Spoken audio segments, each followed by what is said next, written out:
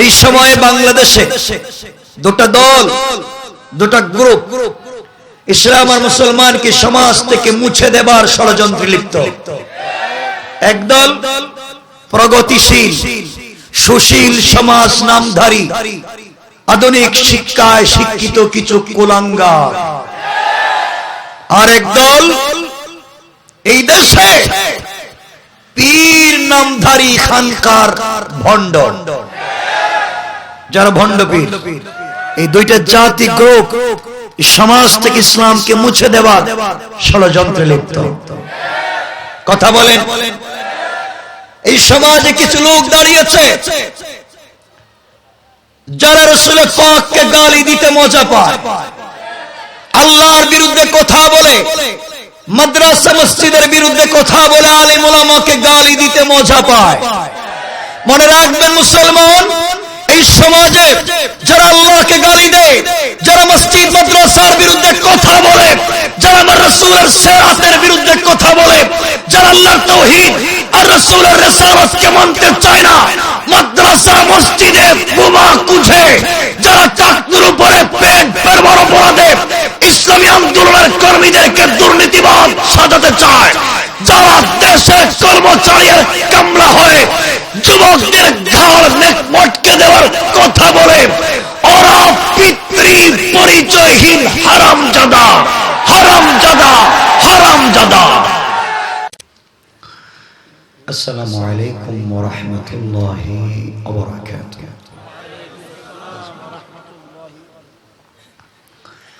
ইন্নাল হামদালিল্লাহি নাহমাদুহু ওয়া নাস্তাঈনুহু ونستغفره ونؤمن به ونتوكل عليه ونعوذ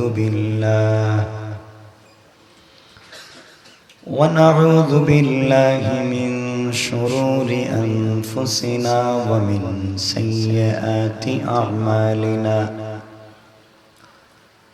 من يهده الله فلا مضل له ومن يضلله فلا هادي له ونشهد أن لا إله إلا الله حي القيوم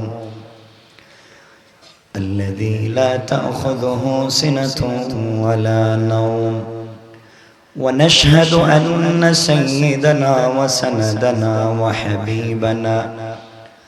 وحبيب ربنا وطبيبنا وطبيب قلوبنا ومولانا محمدا عبد الله ورسوله الذي أرسل إلى الناس كافة بشيرا ونذيرا وداعيا إلى الله بإذنه وسراجا وقمرا منيرا أما بعد فقد قال الله تعالى في كلامه المجيد وفي فرقانه الحميد شكل زبان ছেড়ে পড়ি أعوذ بالله من الشيطان الرجيم بسم الله الرحمن الرحيم قتل أصحاب الأخدود النار ذات الوقود صدق الله العظيم وصدق رسوله النبي الكريم ونحن على ذلك من الشاهدين والشاكرين والحمد لله رب العالمين আমার মুসলমান বন্ধুগণ, যারা গভীর রাতে বসতে পেরেছে সকলে মিলে প্রাণ উজাড় করে আমার সঙ্গে নামাজের দরুদ পড়েন। اللهم صل على محمد وعلى آل محمد كما صليت على إبراهيم وعلى آل إبراهيم إنك حميد مجيد اللهم بارك على محمد وعلى آل محمد كما باركت على إبراهيم وعلى آل إبراهيم إنك حميد مجيد الحمد لله ঐতিহ্যবাহী কক্সবাজারের ঐতিহ্যবাহী চকরিয়া পৌরসভার 1 নম্বর ওয়ার্ডের ঐতিহ্যবাহী নূর বাপের পাড়া আন-নূর ফাউন্ডেশন কর্তৃক আয়োজিত 2021 আজকের দ্বিতীয় বাৎসরিক ইসলামী মহাসম্মেলনের সমাপনী অধিবেশনের মুহতারাম সম্মানিত সভাপতি, উপস্থিত হযরত বুজুর্গ উলামায়ে কেরাম, মুরব্বিয়ান আযম, পর্দার অন্তরালে অবস্থানরত আমার সম্মানিত শ্রদ্ধেয় মা ও বোনেরা, বিশেষ করে আগামী দিনের জাতির দিকপাল, ভবিষ্যৎ জীবনে জাতির কান্ডারি, যুগে যুগে যারা আল্লাহর জমিনে আল্লাহর দ্বীন কায়েম করবার আন্দোলন করতে গিয়ে বুকের পবিত্র তাজা রক্ত ঢেলে আল্লাহর জমিনে আল্লাহর দ্বীন কায়েম করেছে, ইসলামী আন্দোলন করে ইসলাম নামক বৃক্ষকে আল্লাহর জমিনে প্রতিষ্ঠা করবার সংগ্রাম চালিয়ে যাচ্ছে আমার কলিজার টুকরা, প্রাণের চেয়েও আপন ছাত্র, তরুণ, যুবক বন্ধুগণ, আলোচনার শুরুতে আমার পক্ষ থেকে সকলকে আন্তরিক মোবারকবাদ, শুভেচ্ছা জানিয়ে আল্লাহ পাক রব্বুল ইজ্জত ওয়াল জালালের শাহী দরবারে শুকরগুজার হচ্ছি যে আল্লাহ আমাদের সকলকে সমাজের ক্রান্তি লগ্নে এমন এক দুর্যোগময় মুহূর্তে আজকের এই তাফসীরে একত্রিত করেছেন, যেই সময় আকাশের নিচে জমিনের উপরে গোটা দুনিয়ায় মুসলমানদের মানবাধিকার বলতে কিছুই নাই, ঠিক না? একটু সাউন্ড বাড়ায় আর ঠাস ঠাস করে মিষ্টি আওয়াজ বাড়ায়। আমার কথা কি আপনারা বুঝেন? সবাই বললেন না? আসলে আমি এসেছি এখানে বরকত নেয়ার জন্য, দোয়া নিতে এসেছি। এখানে যে আমি তাফসীর করব, আলোচনা করব কোরআনের, এটা সব ফালতু কথা, এটা আমার দ্বারা আমার কাজ না। সবাই বসে তো আমার মুরব্বি, তো আমি আপনাদের সামনে নসিহত করেন, তাফসীর করেন যারা, তারা এখানে বসে আছেন। আমি মুযাকারা করব, মুযাকারা। যারা আরবি ব্যাকরণ বুঝেন, মুযাকারা বাবে মুফাআলার সিগা, এর খাসিয়ত হচ্ছে মুশারাকাত বা শিরকত। এর অর্থ হচ্ছে আমি কিছু কথা বলবো, আপনারা আমার সাথে কিছু কথা বলবেন, এর মধ্য দিয়ে কিছু সময় পার হয়ে যাবে, আল্লাহ চাহে সময়টাকে কবুল করে আমাদেরকে মাফ করে দিবেন। কথা কি বোঝাতে পেরেছি? সবাই বললেন না? আমি সংক্ষেপ কথা বলবো, লম্বা না। বসতে পারবেন ইনশাআল্লাহ? আপনাদের তো ভাগ্য ভালো যে অনেক ওলামায়ে কেরামকে এক জায়গায় পেয়েছেন, দোয়া নিতে পারবেন।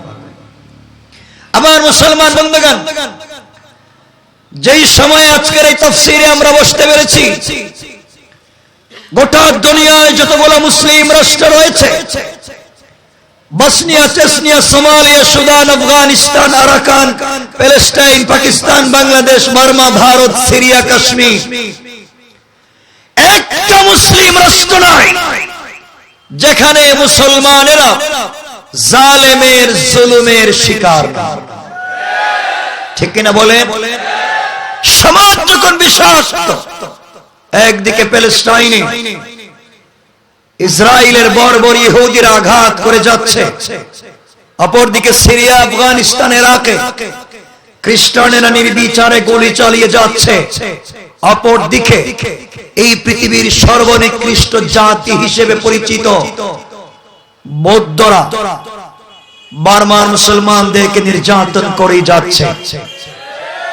আর ভারতের সর্বনিকৃষ্ট জাতি হিন্দুত্ববাদী সরকার মুসলমানদের কলিজা থেকে রক্ত ঝরাচ্ছে। সমাজ যখন বিষাক্ত, এই সময়ে বাংলাদেশে দুটা দল, দুটা গ্রুপ ইসলাম আর মুসলমানকে সমাজ থেকে মুছে দেবার ষড়যন্ত্রে লিপ্ত। একদল প্রগতিশীল সুশীল সমাজ নামধারী আধুনিক শিক্ষায় শিক্ষিত কিছু কুলাঙ্গার, আর একদল এই দেশে পীর নামধারী খানকার ভণ্ড, যারা ভণ্ড পীর। এই দুইটা জাতি গ্রুপ সমাজ থেকে ইসলামকে মুছে দেওয়ার ষড়যন্ত্রে লিপ্ত। কথা বলেন। এই সমাজে কিছু লোক দাঁড়িয়েছে যারা রাসূলের পাককে গালি দিতে মজা পায়, আল্লাহর বিরুদ্ধে কথা বলে, মাদ্রাসা মসজিদের বিরুদ্ধে কথা বলে, আলেম ওলামাকে গালি দিতে মজা পায়। মনে রাখবেন মুসলমান, এই সমাজে যারা আল্লাহকে গালি দেয়, যারা মসজিদ মাদ্রাসার বিরুদ্ধে কথা বলে, যারা আমার রাসূলের সিরাতের বিরুদ্ধে কথা বলে, যারা আল্লাহর তাওহীদ আর রাসূলের রিসালাতকে মানতে চায় না, মাদ্রাসা মসজিদে বোমা কুঁজে, যারা চাকরির উপরে পেট পেরবার অপরাধে ইসলামী আন্দোলনের কর্মীদেরকে দুর্নীতিবাদ সাজাতে চায়, যারা দেশের কর্মচারীর কামলা হয়ে যুবকদের ঘাড় মটকে দেওয়ার কথা বলে, ওরা পিতৃ পরিচয়হীন হারামজাদা, হারামজাদা, হারামজাদা।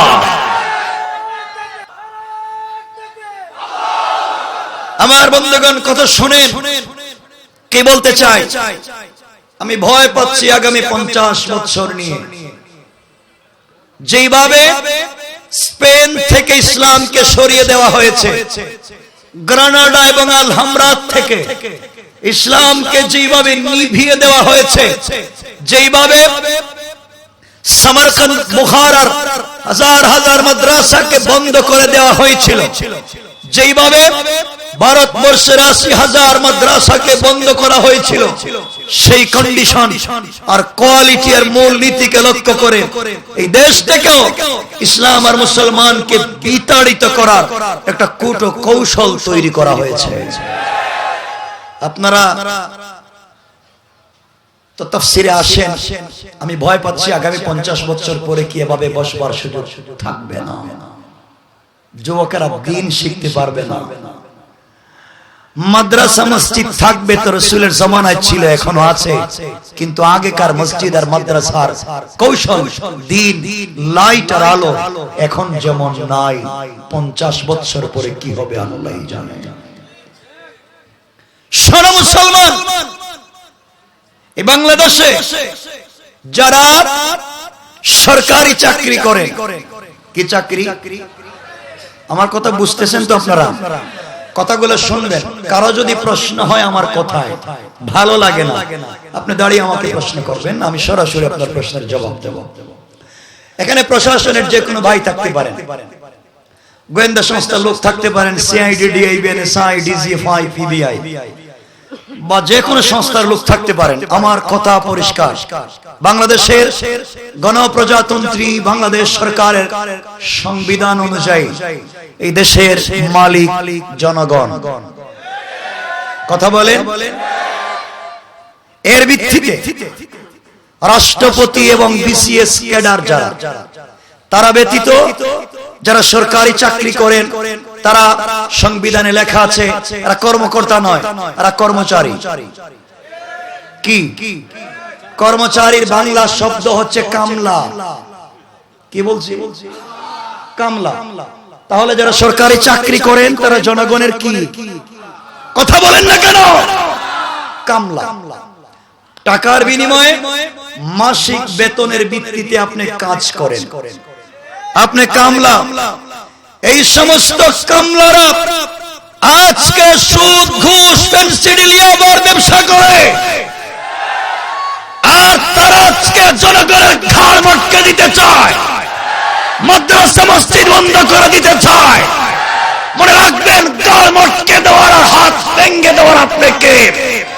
যারা জনগণের হাত আর ঘাড় মটকে দিতে চায় তারাই সমাজের নব্য রাজাকার দুর্নীতিবাজ। মনে রাখবেন মুসলমান, যুবকদেরকে বলছি, দিন আমাদের কাছ থেকে এভাবেই চলে যেতে পারে আর আমরা ঘরে বসে থাকবো, হতে পারে না। কথা বলেন। এই দেশের মানুষ ইসলাম প্রিয়, শান্তি প্রিয় জনগণ। এই দেশে 30 লক্ষ ইসলামী আন্দোলনের কর্মী আছে। মনে রাখবেন মুসলমান, আজকে যারা মুসলমানদেরকে গালি দিচ্ছেন, মাদ্রাসা মসজিদে বোমা খুঁজছেন, কসম আল্লাহ পাকের সাথে মাদ্রাসা মসজিদে বোমা পাওয়া যায় না, উলামায়ে কেরামের পকেটে বোমা থাকে না। যারা উলামায়ে কেরামের পকেটে বোমা খুঁজে, ওদের পকেট তালাশ করে দেখেন, ওদের পকেটে গাঁজা, ফেন্সিডিল আর ইয়াবা।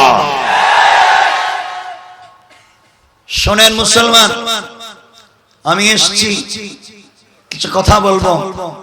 এখানে যারা বসেছেন, তো হতে পারেন আপনি কোন দলের নেতা, আপনার কর্মী আছে, গুন্ডা বাহিনী না থাক, অথবা আপনি কোন কর্মী, আপনার নেতা আছে, থাকতে পারে আপনার নেতার কন্ডিশন গম চুর, চাউল চুর। ফেন্সিডিল নেতা ফেন্সিডিলের ব্যবসা করে, তার কর্মী ইয়াবার ব্যবসা করে। ঠিক কেনা জোরে বলেন।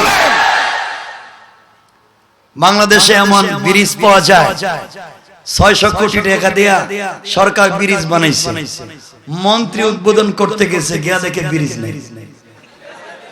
ব্রিজ গেল কই? বাতাসে খায় বলেছে। আছে না? কারণ চোর ডাকাতদেরকে বসাইছেন। আমার একটা কথা, ওলামায়ে কেরাম আছেন, আমার কথা কেউ কষ্ট পায়েন না। আপনারা বলেন যে বাচ্চাদেরকে শুধু মাদ্রাসায় পড়ান, আলেম বানান, বড় হুজুর বানান, তাহলে হবে কি? তাহলে বড় বড় নেতা, এমপি, মন্ত্রী, president, prime minister, DIG, IGP, এরা এসে শুধু মুসাফা করবে আর দোয়া নিবে। ভুল কথা, ভুল কথা, ভুল কথা। এগুলো বুঝাই এই বিপদ হয়েছে আমাদের, বুঝাই এই বিপদ। এগুলা বুঝায় আমাদের মেধাগুলাকে শুধুমাত্র 5 ওয়াক্ত মসজিদের ইমাম বানিয়ে আমরা রেখেছি। মনে রাখবেন, আপনার ছেলে শেখুল হাদিস পড়া আলেম, এমফিল করেছে, পিএইচডি করেছে, ট্রিপল এমএ করেছে, মাস্টার্স করেছে, মাদ্রাসা থেকে ইফতা শেষ করেছে। এমন ভালো একটা ছেলেকে যদি আপনি এসপি বানাতে পারতেন, তাহলে আজকে তাফসীর বন্ধ হতো না। চোরদেরকে বানায় রাখছেন, ভালো মানুষগুলোকে মসজিদে আটকায় রেখে দিয়েছেন। আজকে এই প্রশাসনে এসপি থাকতো, এডিশনাল এসপি, ডিআইজি থাকতো, আইজিপি থাকতো, আলেম, হাফেজ, মুফতি, শেখুল হাদিস, এরা তো টাকা খাইতো না, ঘুষও খাইতো না। আজকে যদি ভূমি অফিসে একজন বড় আলেম থাকতেন, মুফতি থাকতেন, তাহলে ফাইল দিলেই টাকা চুরি করতেন। কথা বলেন না কেন? ভালো মানুষগুলোকে শুধু মসজিদে কেন? কোরআন এটা মসজিদের কিতাব নয়। কোরআন হচ্ছে হুদাল লিন্নাস ওয়া বাইয়িনাতিন মিনাল হুদা ওয়াল ফুরকান। কোরআন হচ্ছে আলিফ লাম রা। 13 নম্বর পারা 14 নম্বর সূরা ইব্রাহিম আল্লাহ বলছেন, কিতাবুন আনজালনাহু ইলাইকা লিতুখরিজান নাসা মিনাজ যুলুমাতি ইলান নূর। আল্লাহ বলেছেন কোরআন একটা লাইট, কোরআন একটা বাস্তবিক চুম্বক। তোমরা সিস্টেমে লাইটটা লাগায়া দাও, অন্ধকার থাকবে না, আলোকিত হয়ে যাবে। দুঃখের বিষয় হচ্ছে কি, আজকে কোরআনকে আমরা বানিয়েছি মক্তবে বাচ্চাদের পড়াবার বই, কোরআনকে বানিয়েছি তাবিজার কবজ দেওয়ার বই, কোরআনকে বানিয়েছি জানাজার জিয়ারত করবার বই, কোরআনকে বানিয়েছি শবে কদর আর শবে বরাত খতম পড়বার বই, কোরআনকে বানিয়েছি শুধুমাত্র রমজান মাসে তারাবি পড়াবার বই। এই জন্য কোরআন নাজিল হয় না। কোরআন নাজিল হয়েছে ব্যক্তি জীবন থেকে নিয়ে পার্লামেন্ট পর্যন্ত, আর পার্লামেন্ট থেকে জাতিসংঘ পর্যন্ত সকল সেক্টরে যত সমস্যা আসবে, সকল সমস্যার সমাধান দিয়ে আল্লাহ দিয়েছিলেন আল কোরআন। রাসূল পাক মদিনার মসজিদের ইমাম ছিলেন। মিথ্যা কথা? কথা বলেন না কেন? রাসূল পাক মদিনার মসজিদের খতিব ছিলেন। মিথ্যা কথা? রাসূল পাক মাদ্রাসায় সুফার শিক্ষক ছিলেন, ছিলেন না? মিথ্যা কথা, এতটুকু না তো, রাসূল পাক জিহাদের ময়দানে সেনা প্রধানও ছিলেন। রাসূল পাক ইসলামী আন্দোলনের কর্মী তৈরি করেছিলেন জাফর, খালিদ ইবনে ওয়ালিদ, আব্দুল্লাহ বিন রাওয়াহা, তালহা, জুবায়ের, হামজা, হানজালাকে। রাসূল পাক জিহাদের নেতৃত্ব দিয়েছেন, তিনি রাষ্ট্রপ্রধানও ছিলেন। তো আপনি শুধু ইমামতির পাঠ নিলেন আর সেনাবাহিনীর পাঠ নেন না কেন? আপনি মাদ্রাসায় পড়াবার দায়িত্ব নিয়েছেন, রাষ্ট্র চালাবার দায়িত্ব নিচ্ছেন না কেন? নিচ্ছেন না কেন? রাষ্ট্র চালাতে আলাদা শিক্ষা লাগে না? মনে রাখবেন, আজকে যারা বিভিন্ন ইউনিভার্সিটি থেকে এমফিল পিএইচডি করে করে রাষ্ট্রের বড় বড় সচিব আর আমলা হয়েছে, তারাই তো দেশের টাকা বিদেশে পাঠায়। কিন্তু ওমর ইবনুল খাত্তাব রাদিয়াল্লাহু তাআলা বড় সন্ত্রাস ছিলেন, ডাকাত ছিলেন, যিনি মক্কার মদিনার রাস্তায় খুব বিজনেস নিয়ে গেলে আটকায় দিতেন। তার কাছে মাথা কাটা ছিল ডাল ভাত। টাকা দিবেন, দিনে লাগবে মাথা, না রাত্রে লাগবে, বইলা দিলে কাইটাই লাগবে। এই লোকটা রাসূল পাকের কাছে গেলেন, নোরানি চেহারা দেখলেন, তো আর মাথা কাটলেন না, নিজের জিন্দেগিকে তার কদমে ছেড়ে দিলেন। ঠিক বলি নাই? শোনো মুসলমান, ওমর তো হয়ে গেলেন খলিফা, রাষ্ট্র চালাইলেন 1-2 দিন না 10 বছরের উপরে। যাকে দেখলে শয়তান রাস্তা চেঞ্জ করত, যার নাম শুনলে কাফেরদের কলিজা কেঁপে যেত।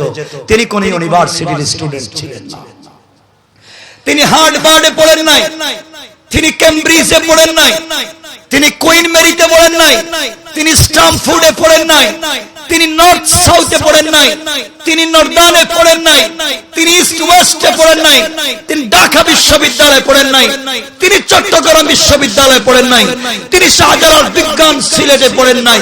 তিনি পড়েছিলেন বিশ্বের শ্রেষ্ঠ এক শিক্ষকের কাছে, একটা মাত্র কিতাব, তার নাম আল কোরআন। কথা বলেন, তিনি আল কোরআন পড়ে ইমামতিও করলেন, আল কোরআন পড়ে খেতাবতের দায়িত্ব পালন করলেন, আল কোরআন পড়ে রাষ্ট্র চালালেন, সেনাবাহিনীর দায়িত্ব পালন করলেন। তো আপনি পারেন না কেন? কি জবাব দিবেন রাসূলের সামনে? আপনি পারেন না কেন? মনে রাখবেন, ইসলামে তো সহজ জিনিসের নাম নয়। আপনারা যারা মসজিদের কর্নারে বৈশা বৈশা দিন জান্নাত পাইতে চান, হযরতে শাহজালাল এই দেশের দিন জিন্দা করতে এসেছিলেন। আমরা বলে শুধু জায়নামাজ নিয়ে না, তরবারিও ছিল। কথা বলেন না কেন? কুতবুদ্দিন বখতিয়ার কাকি শুধুমাত্র মসজিদের কর্নারে বসতেন না, ছিল তরবারি। রাসূল পাক মসজিদের কর্নারে বসতেন, তাসবিহ পড়তেন, জিকির করতেন, কিন্তু জিহাদের ময়দানে তরবারি ধরেছেন, লোহার পোশাক পরেছেন, মাথায় লোহার টুপি পরেছেন। প্রয়োজনে আমরা এই সুতার টুপি খুলে লোহার টুপি পরে মাঠে নেমে যেতে পারি, ঠিক কিনা বলে? আমরা আল্লাহকে বলছি, আল্লাহ তুমি তো বলছো মুহাম্মাদের পরে নবী দিব না, আমরা মানি, কিন্তু একজন ওমর পাঠাইয়া দাও। ঠিক বললেন? শোনেন আজকের কথা সংক্ষেপ। আমার বন্ধুগণ, আমি আগেই বলছি, আমি একজন বন্ধুর গল্প বলবো, বন্ধু। আর আমি একজন কর্মী, আমার এক নেতা আছে, এই নেতার দুটো কথা বলবো, পরিচয় দিয়ে আলোচনা শেষ। আমি যাকে নেতা মানি, আপনার নেতা তো চোর, ডাকাত, বদমাইশ। কথা বলেন। আর আমি যাকে নেতা মানি, আমি এমন একজনকে নেতা মানি যেই নেতা তার 63 বছরের জিন্দেগিতে একটা মিথ্যা কথা বলে নাই। আরে আমি এমন একজনকে নেতা মানি যেই নেতার পিছনে রহমতের 70 লক্ষ ফেরেশতা একসাথে সালাত আদায় করেছেন। আমি তো এমন একজনকে নেতা মানি যেই নেতার পিছনে আদম সফিউল্লাহ, ইব্রাহিম খলিলুল্লাহ, মুসা কালিমুল্লাহ, ঈসা রূহুল্লাহ, লক্ষাধিক আম্বিয়া কেরাম ছিলেন মুসল্লি, আমার নেতা ছিলেন ইমাম। আল্লাহু আকবার বললেন না? শোনেন শোনেন, আপনাদের চরিত্রের সার্টিফিকেট দেখে কথা বলেন না কেন? আল্লাহ দেন নাকি? তা মিথ্যা কথা বলে ফেলেন, আল্লাহ ঠেকছে আপনার এখানে এসে সার্টিফিকেট দিব যে সরি। আমাদের চরিত্রের সার্টিফিকেট দেয় ইউনিয়নের চেয়ারম্যান, মেম্বার, কমিশনার, পৌর মেয়র। ঠিক বললাম না? দেখবেন আজকালকে দুঃখ হচ্ছে কি যে মসজিদের অনেক ইমাম আছেন যারা মসজিদের মিম্বরে বসে সত্য কথা বলেন না।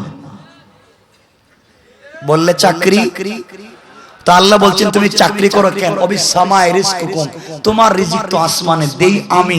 তুমি যখন তোমার বাবার পিঠে নাপাক বিদগুটে পানি ছিলে তার আগেও তো রিজিকের ব্যবস্থা করেছি, তুমি শুধু ক্যাশিয়ারের পকেটে খুঁজো কেন? আর বাংলাদেশের আমি জানি না চকরিয়ার অবস্থা, বাংলাদেশের ম্যাক্সিমাম মসজিদের সভাপতি সুদখোর, ক্যাশিয়ার ঘুষখোর, আর সেক্রেটারি দুর্নীতিবাজ আর চাঁদাবাজ। ইমাম তো সত্য কথা কইতে পারে না, কারণ কইলেই চাকরি নাই।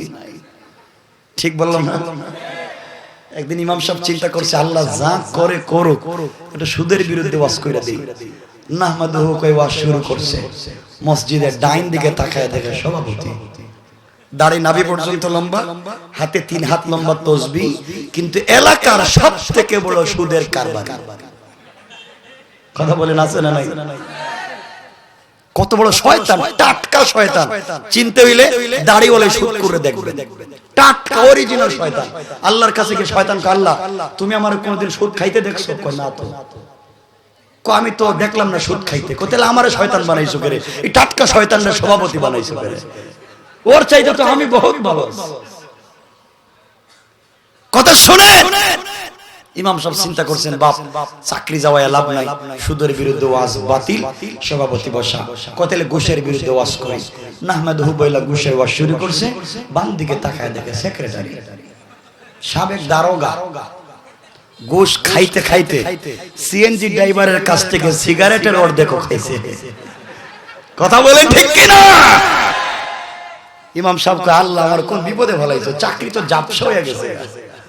তাহলে আল্লাহ যা করে করবে। আজকে যারা ভূমি দখল করে পাবলিকের কালভার্টের টাকা, মসজিদের কেসের টাকা, মাদ্রাসার কেসের টাকা মাইরা খায়, এতিমের টাকা, বৃদ্ধের মাথার টাকা, বিধবার মাথার টাকা, বাচ্চাদের স্কুলের দুধের টাকা যারা মাইরা খায়, এদের বিরুদ্ধে ওয়াজ শুরু করে দেই। ওয়াজ শুরু করে সামনে দেখে ক্যাশিয়ার, সাবেক মেম্বার, কত মহিলার বিধবার টাকা খাইছে, কত মসজিদের চালের গমের টাকা খাইছে। ইমাম সাহেব আল্লাহ সব শেষ আজকে। ডাইরেক্ট ইমাম সাহেব গেছে এলাকার গুরুস্থানে। গুরুস্থানের ওয়াজ মাটির নিচের ওয়াজ, উপরের কোন ওয়াজ নাই। সভাপতি কয় মাশাআল্লাহ, সেক্রেটারি কয় আলহামদুলিল্লাহ, ক্যাশিয়ার কয় জাযাকাল্লাহ, বাপ খুব খুশি হইছে, আগামীতে 500 বাড়াইয়া দিলাম, খুব খুশি। আল্লাহ কয় আ কবরে খবর আছে। কথা বলেন না কেন?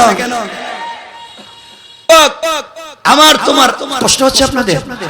একটু হাতটা দেখেন তো কার কার কষ্ট হচ্ছে।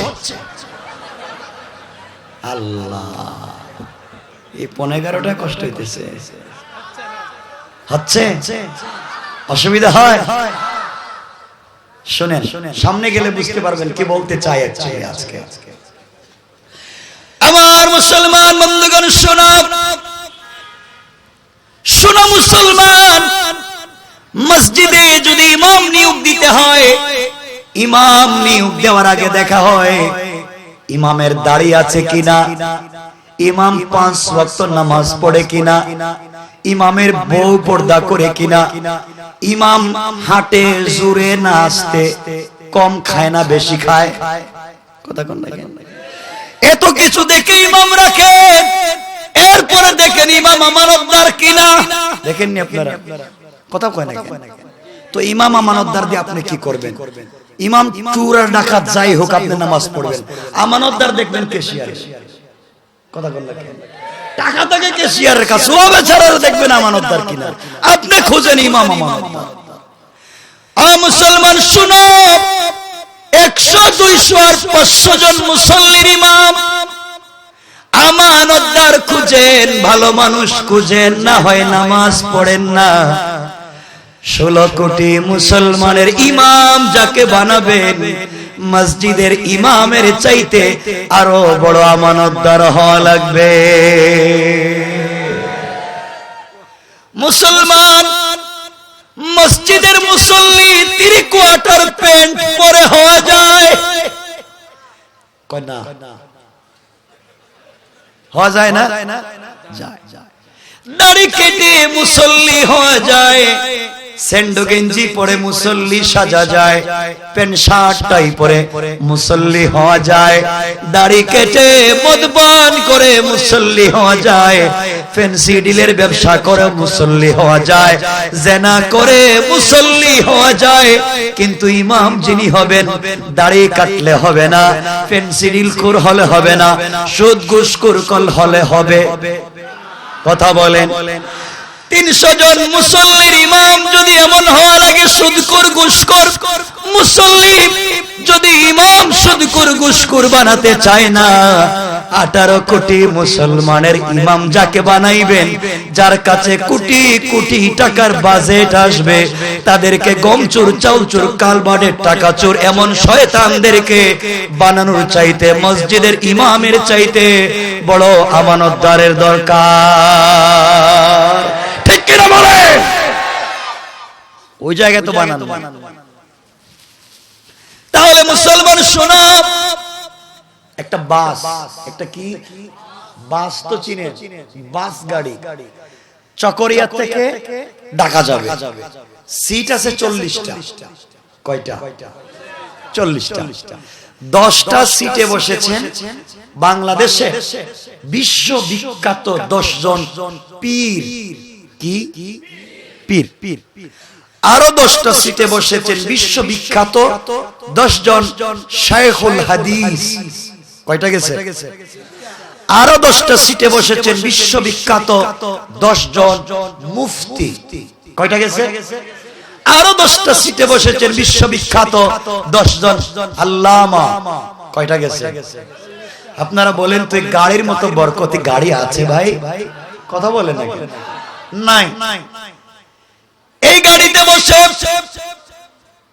কেউ জিকির করেন কেউ কোরআন পড়েন কেউ কোরআন শরীফ পড়েন কেউ আল্লাহর নামে তাসবিহ পড়েন ভালো কাজ না খারাপ সবাই যাবেন ঢাকায় প্যাসেঞ্জারের সিটে বসে যার যার মতো জিকির করেন তাসবিহ পড়েন গাড়ি চলে যাচ্ছে ঢাকায় সবাই ভালো মানুষ প্যাসেঞ্জারের সিটে বসে আছে কিন্তু ড্রাইভিং সিটে যাকে বসিয়ে রেখেছেন সে একটা মাতাল সে কি মাতাল এক বোতলের জায়গায় 2 বোতল খাইছেন এমন লোকটাকে আপনি ড্রাইভিং সিটে বসায়া প্যাসেঞ্জারের সিটে বসে জিকির করলেন তাসবিহ পড়লেন কোরআন শরীফ পড়লেন পড়তে পড়তে ওই গাড়িটা কর্ণফুলীর কাছে গিয়া ব্রিজে না ওইটা খাদে চলে গেছে ডাইরেক্ট কর্ণফুলী নদীতে গাড়ি চলে গেছে গাড়ি ভেঙে গেছে ড্রাইভার মরে গেছে সব শেষ প্যাসেঞ্জারের কিছু হবে না হ্যাঁ উল্টা কথা কয় হবে পিসা বুজুর বসছে কয় হবে হবে আবার কয় হবে কয় হবে আরে এত বড় বড় হুজুরে বসাইছে কয় হবে কেন হবে কেন হবে ড্রাইভার মাতা কথা বলে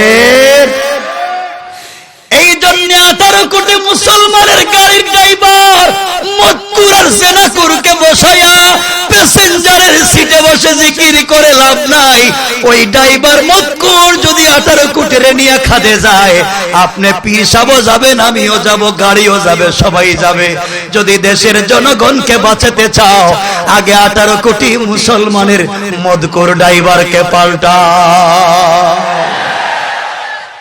কেমনে বুঝালে শুনেন শুনেন এ ভাই এই পানি ছাড়া কোনো পানি আছে এটা ফ্রেশ আমি খাই না এটা তো হারাম কোম্পানির পানি এটা খাবো কেন রাখছো ভালো মানুষের কোম্পানির একটা পানি দাও এটা ফ্রেশ চলবে না এগুলো হারাম এগুলো ইসরায়েল এবং কাদিয়ানি কথা বুঝতে পেরেছেন সবগুলো হারাম চলবে না সেফ হয়ে সমাজে চলতে হবে। আমি বলি দিনের কথা, আমি তো অন্যায় করতে পারি না। তা কথা বুঝেন, বুঝাতে চাই যুবক, তোমাকে বলছি যুবক, তোমাকে বলছি আসো না আমার কাছে, আসো না দুজন যাই না মসজিদে, একবার মাজ আর মুআউযের মতো একবার প্রতিযোগিতা করি না। ওরা তো দিন জিন্দা করবার জন্য জীবন দিল। আসো না যুবক, আমরাও মাঠে নেমে যাই, আল্লাহু আকবার তাকবীর দিয়ে যদি মাঠে নেমে যায়, 30 লক্ষ যুবক আছে ইসলামের বিরুদ্ধে যারা কথা বলে, ওদের জিহ্বা টান দিয়ে কেটে ফেলা হবে, জিহ্বা কেটে দেওয়া হবে, জিহ্বা কেটে দেওয়া হবে। ঠিক কিনা জোরে কান।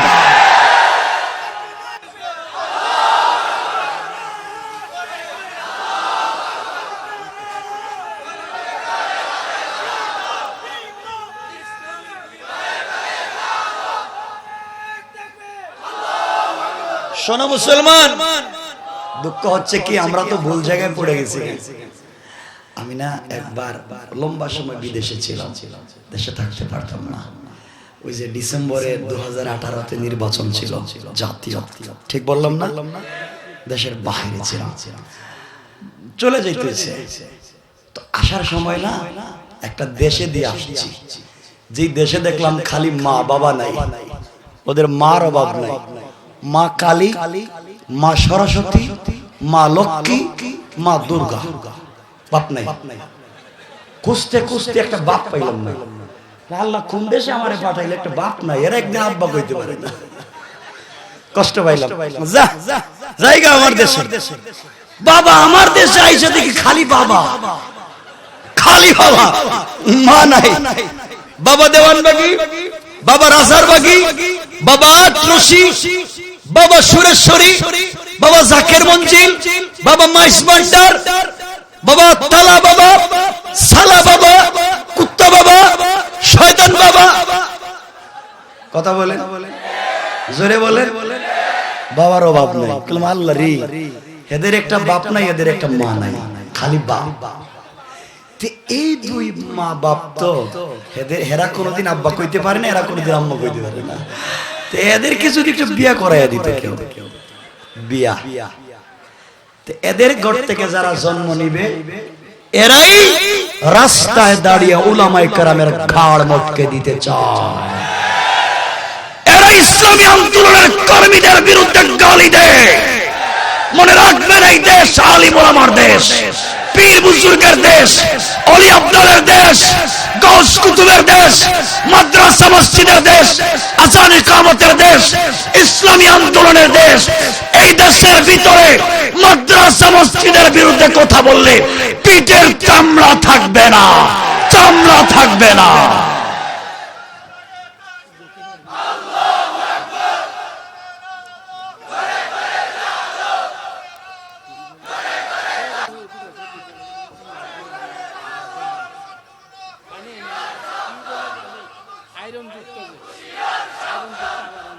শোনেন মুসলমান, কষ্ট হচ্ছে আপনাদের।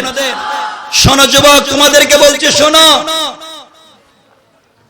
আজকে না আমরা কিছু বললেই কয় ফাঁসি দিয়ে দিই, মাইরা ফেলে, জ্বলাই দিই। আরে ওরা জানে না আল্লাহ কত বড় কৌশলী। কথা বলেন ঠিক কিনা? তুমি ফাঁসির দড়ি আনছো আমার গলায় দিবা, উল্টা হয়ে গেলে তোমার গলায় লেগে গেছে। আল্লাহ বলেছেন ওয়া মাকারু ওয়া মাকারাল্লাহ ওয়াল্লাহু খায়রুল মাকিরিন।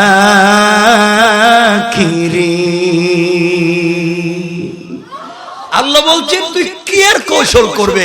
ইন্না কাইদা শায়তানি কানা যায়ফা। তোদের সবগুলা কৌশল তো দুর্বল।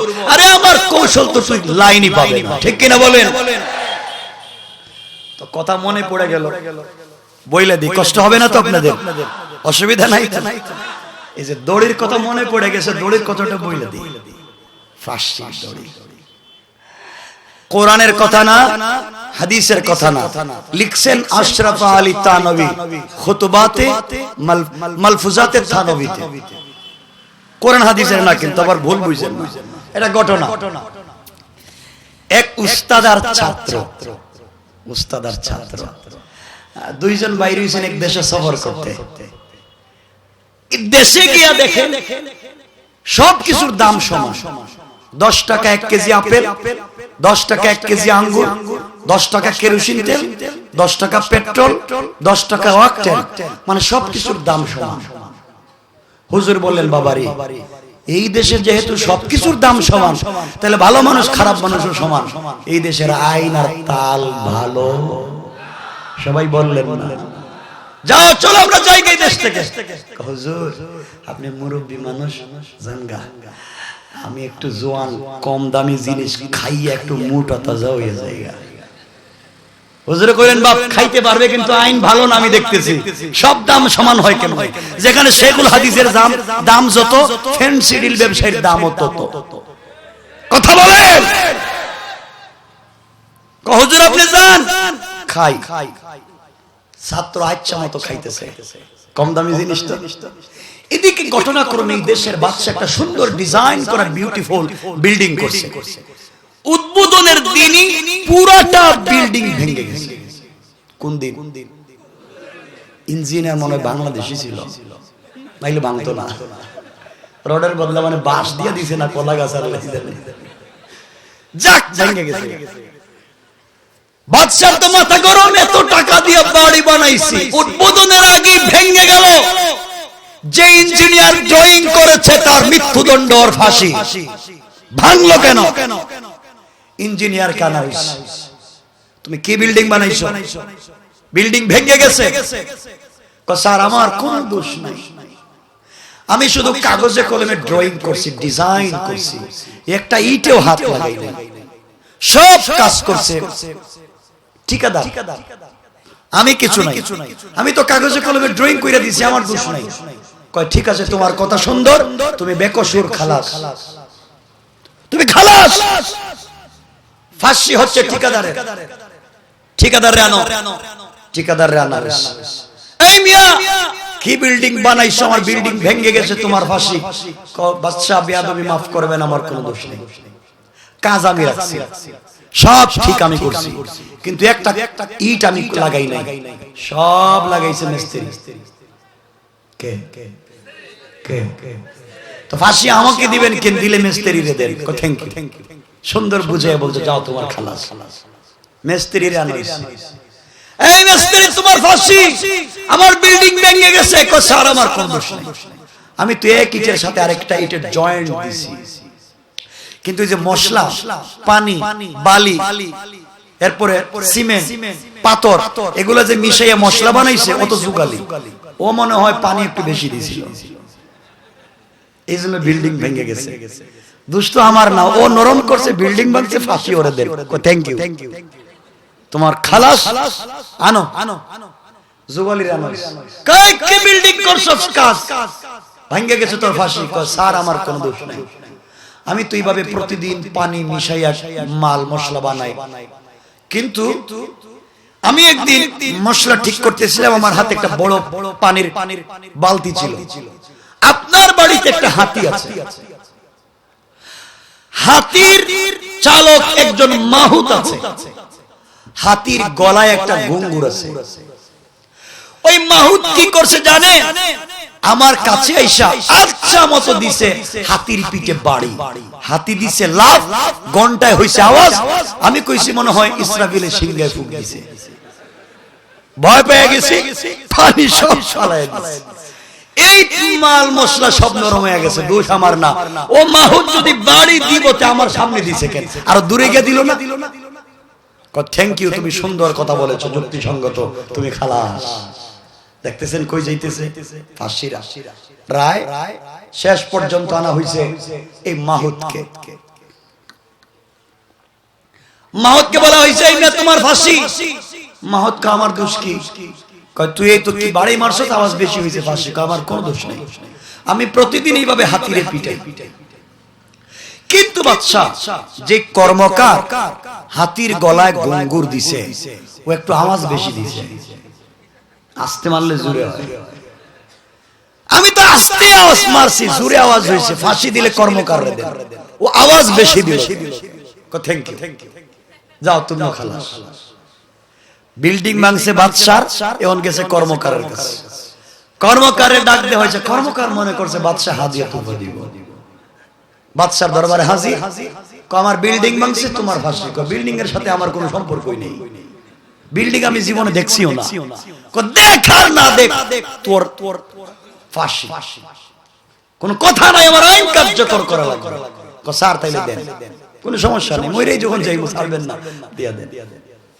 তো কর্মকার গলায় যখন বাদশা দড়ি লাগাইয়া দিছে, কর্মকার মনে হচ্ছে আমার চাইতে আরো হালকা ছিল, আরো হালকা। গলায় যখন দড়ি দিছে তখন পায়ে দিয়ে বাইরে হয়েছে, গলায় আটকে না, গলায় দিলে পায়ে দিয়ে বাইরে যায়। বাদশা কই কি রে, এটা কারে দড়ি আনছস? কই এটাই তো কর্ম। কই ছাইড়া দে, খালাস। কই স্যার ফাঁসি। আমার আইন কার্যকর করাই লাগবে। তাহলে এটারে ছাইড়া দিলে কি হইব? কইটার গলায় আটকে না, ছেড়ে দে। তাহলে কেমনে কার্যকর করবেন? বাদশা বলে আমার দেশে ঘোষণা করো, যার গর্দন মোটা তার ফাঁসি। দেখছেন এখন আইন কার্যকর করাই লাগবে, যার গর্দন মোটা তার ফাঁসি। পুলিশ, রেপ, চিতা, বর্ডার গার্ড সবাই নামছে, গর্দন মোটা ফিতা নিয়ে মাপতেছে। একদিন যাইতে যাইতে যাইতে যাইতে ওই যে ছাত্র কম দামি খাইয়া মুটো হইছে, বম্বাস্টিক মার্কেট, এর বাসায় ঢুকে গেছে পুলিশ। ঢুকে গলা মাপ দিয়া দেখে একবারে পারফেক্ট, 100-এ 100 গলা ঠিক আছে। কয় তোর ফাঁসি। আমার ফাঁসি মানে আমি ফরেনার, আমি ভিজিটার, আমি দেশে ঘুরতে আইছি, আমারে ফাঁসি দিবেন কেন? আমার অপরাধ কি? কয় তোর অপরাধ তোর গর্দন মোটা। এই অপরাধে আমার ফাঁসি দিবেন, এটা কোনো কথা হইল? আমি তো কোনো অপরাধ করি নাই, তোর একটাই অপরাধ, গর্দন মোটা। বাদশার দরবারে হাজির, বাদশা মহাখুশি। কয়ের ফাঁসি? কসার আমার দোষ কি? আমার বাড়ির বিল্ডিং ভাঙছে, তোর ফাঁসি। বিল্ডিং এর সাথে তো আমার কোনো সম্পর্ক নাই। কয় আছে, তোর গর্দন মোটা। দেখতেছেন কই গেছে রায়। ছাত্র মনে করছে আর বাঁচার পথ নাই। কয় স্যার তাইলে দিবেন, যখন দিয়া দেন। হঠাৎ মনে পড়লো তার উস্তাদের কথা। উস্তাদ তো বলছিলেন এই দেশের আইন ভালো না, এখন বিপদে পড়ছে। বাদশা বলতেছে কি রে, মরার আগে তোর কোনো চাহিদা আছে? কয় আছে। কি চাহিদা? স্যার আমার একজন উস্তাদ ছিলেন, তার সাথে একটা মিনিট দেখা করতাম, উনি বলছিলেন এই দেশের আইন ভালো না, এখন বিপদে পড়ছে। যা দেখা করছে। হুজুর আপনি বলছিলেন এই দেশের আইন ভালো না, খাইয়া তো বিপদে পড়ছে, আমার গর্দন মোটা হইছে, বাদশার ঘর ভাঙছে, আমার ফাঁসি, আপনি বাঁচান। আমি তো আগে কইছিলাম যাইস না, এখন খা। হুজুর আপনি তো আমার উস্তাদ, আর উস্তাদের মায়ের তো শেষ, একটু দেন না। কোথাইলে শোন, আগামী কালকে যখন তোর গলায় ফাঁসির দড়ি লাগাইয়া দেয়া হবে, ওই সময় আমি স্টেজে উঠে যাব, উঠে লাফ দিয়ে তোকে ফালাই দিব, দিয়া বলবো আমাকে দেও, তুই উইটা বলবে আমাকে দেও, আমরা মারামারি লাগাই।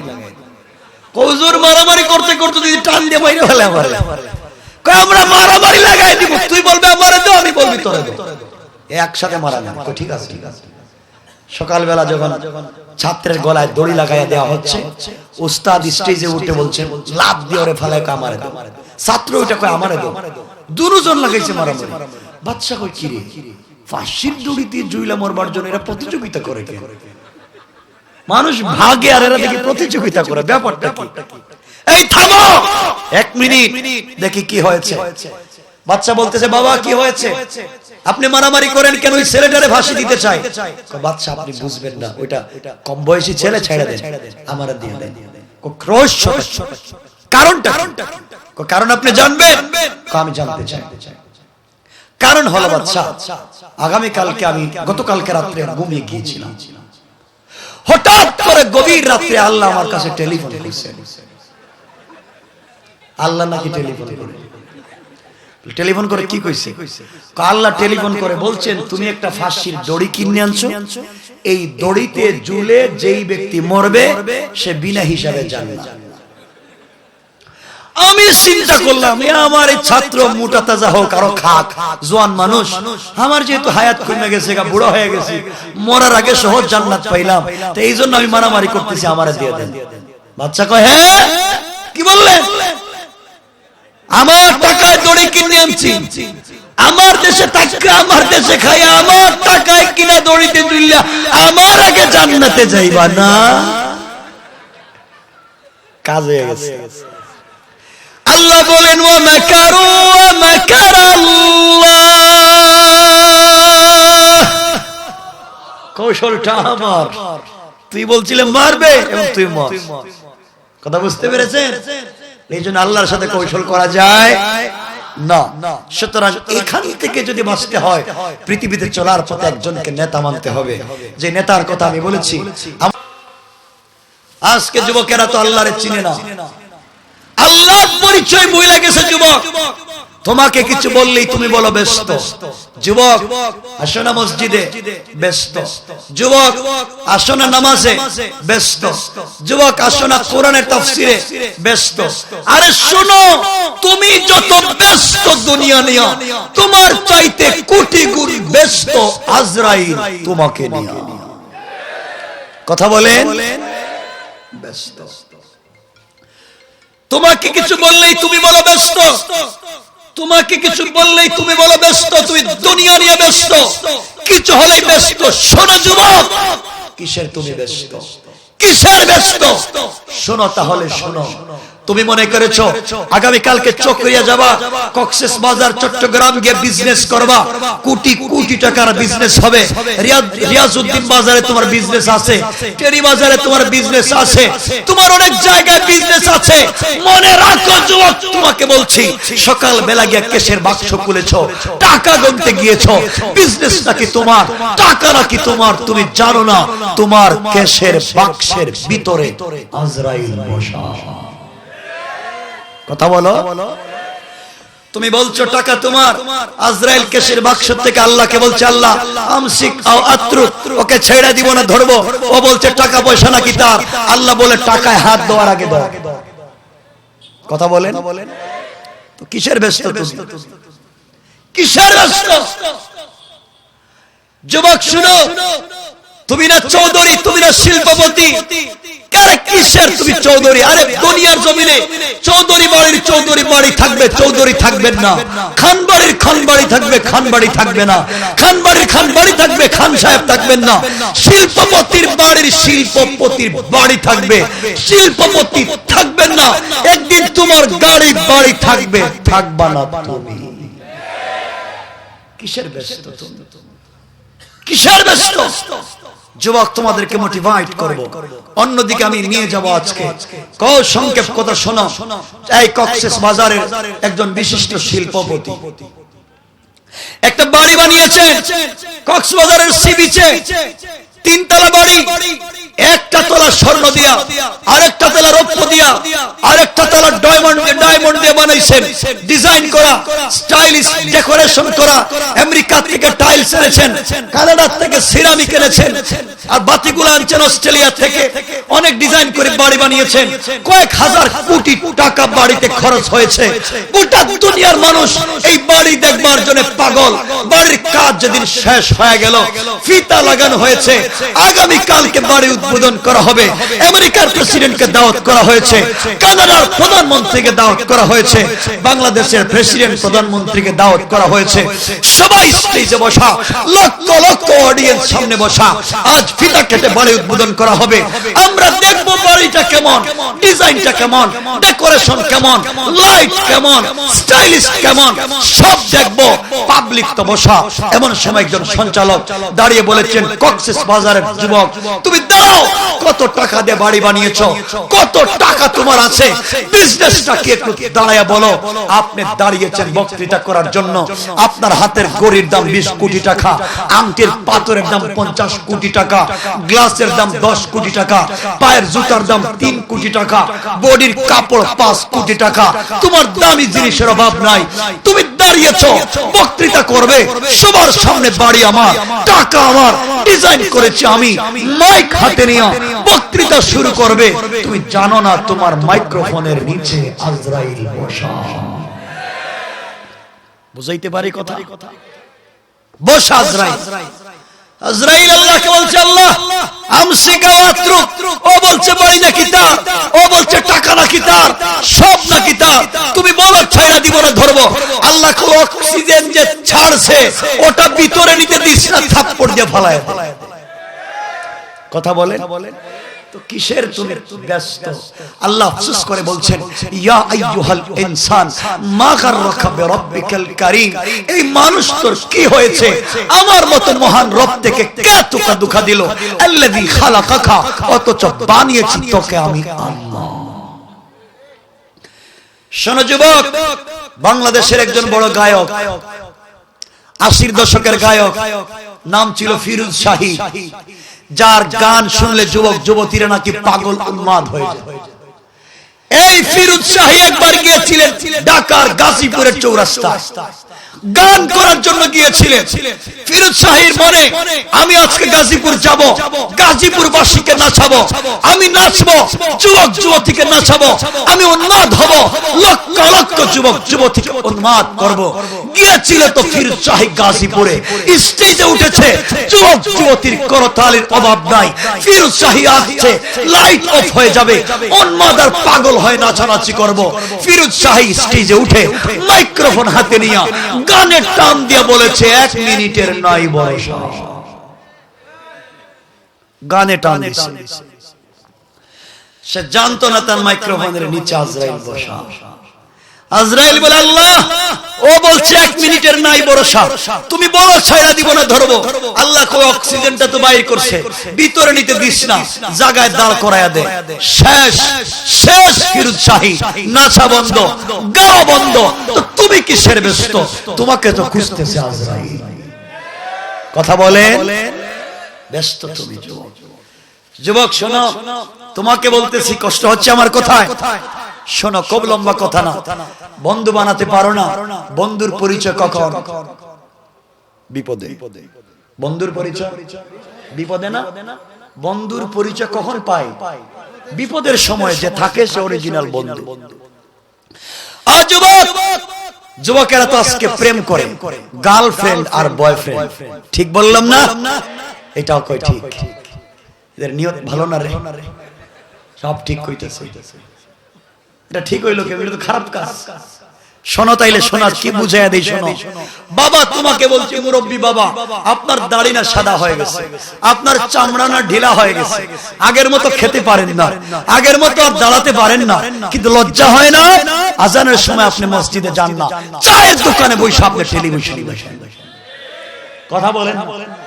শোনো চকরিয়ার মুসলমান, একজন ভাই থাকলে হাত উঠেয়া বলো আমাকে যে আপনাদের এলাকার ইমাম সাহেব মুনাজাতে মসজিদে বলে, আল্লাহ আমার মসজিদের মুসল্লিদের কপালে ঠাডা ভালো। দোয়া করছে কোন ইমাম সাহেব? ইমাম সাহেব প্রতিদিন দোয়া করে, আল্লাহ আমার মুসল্লিকে বাঁচাও, হায়াত বাড়াও, সুস্থ রাখো, রিজিক দাও। দোয়া করে না?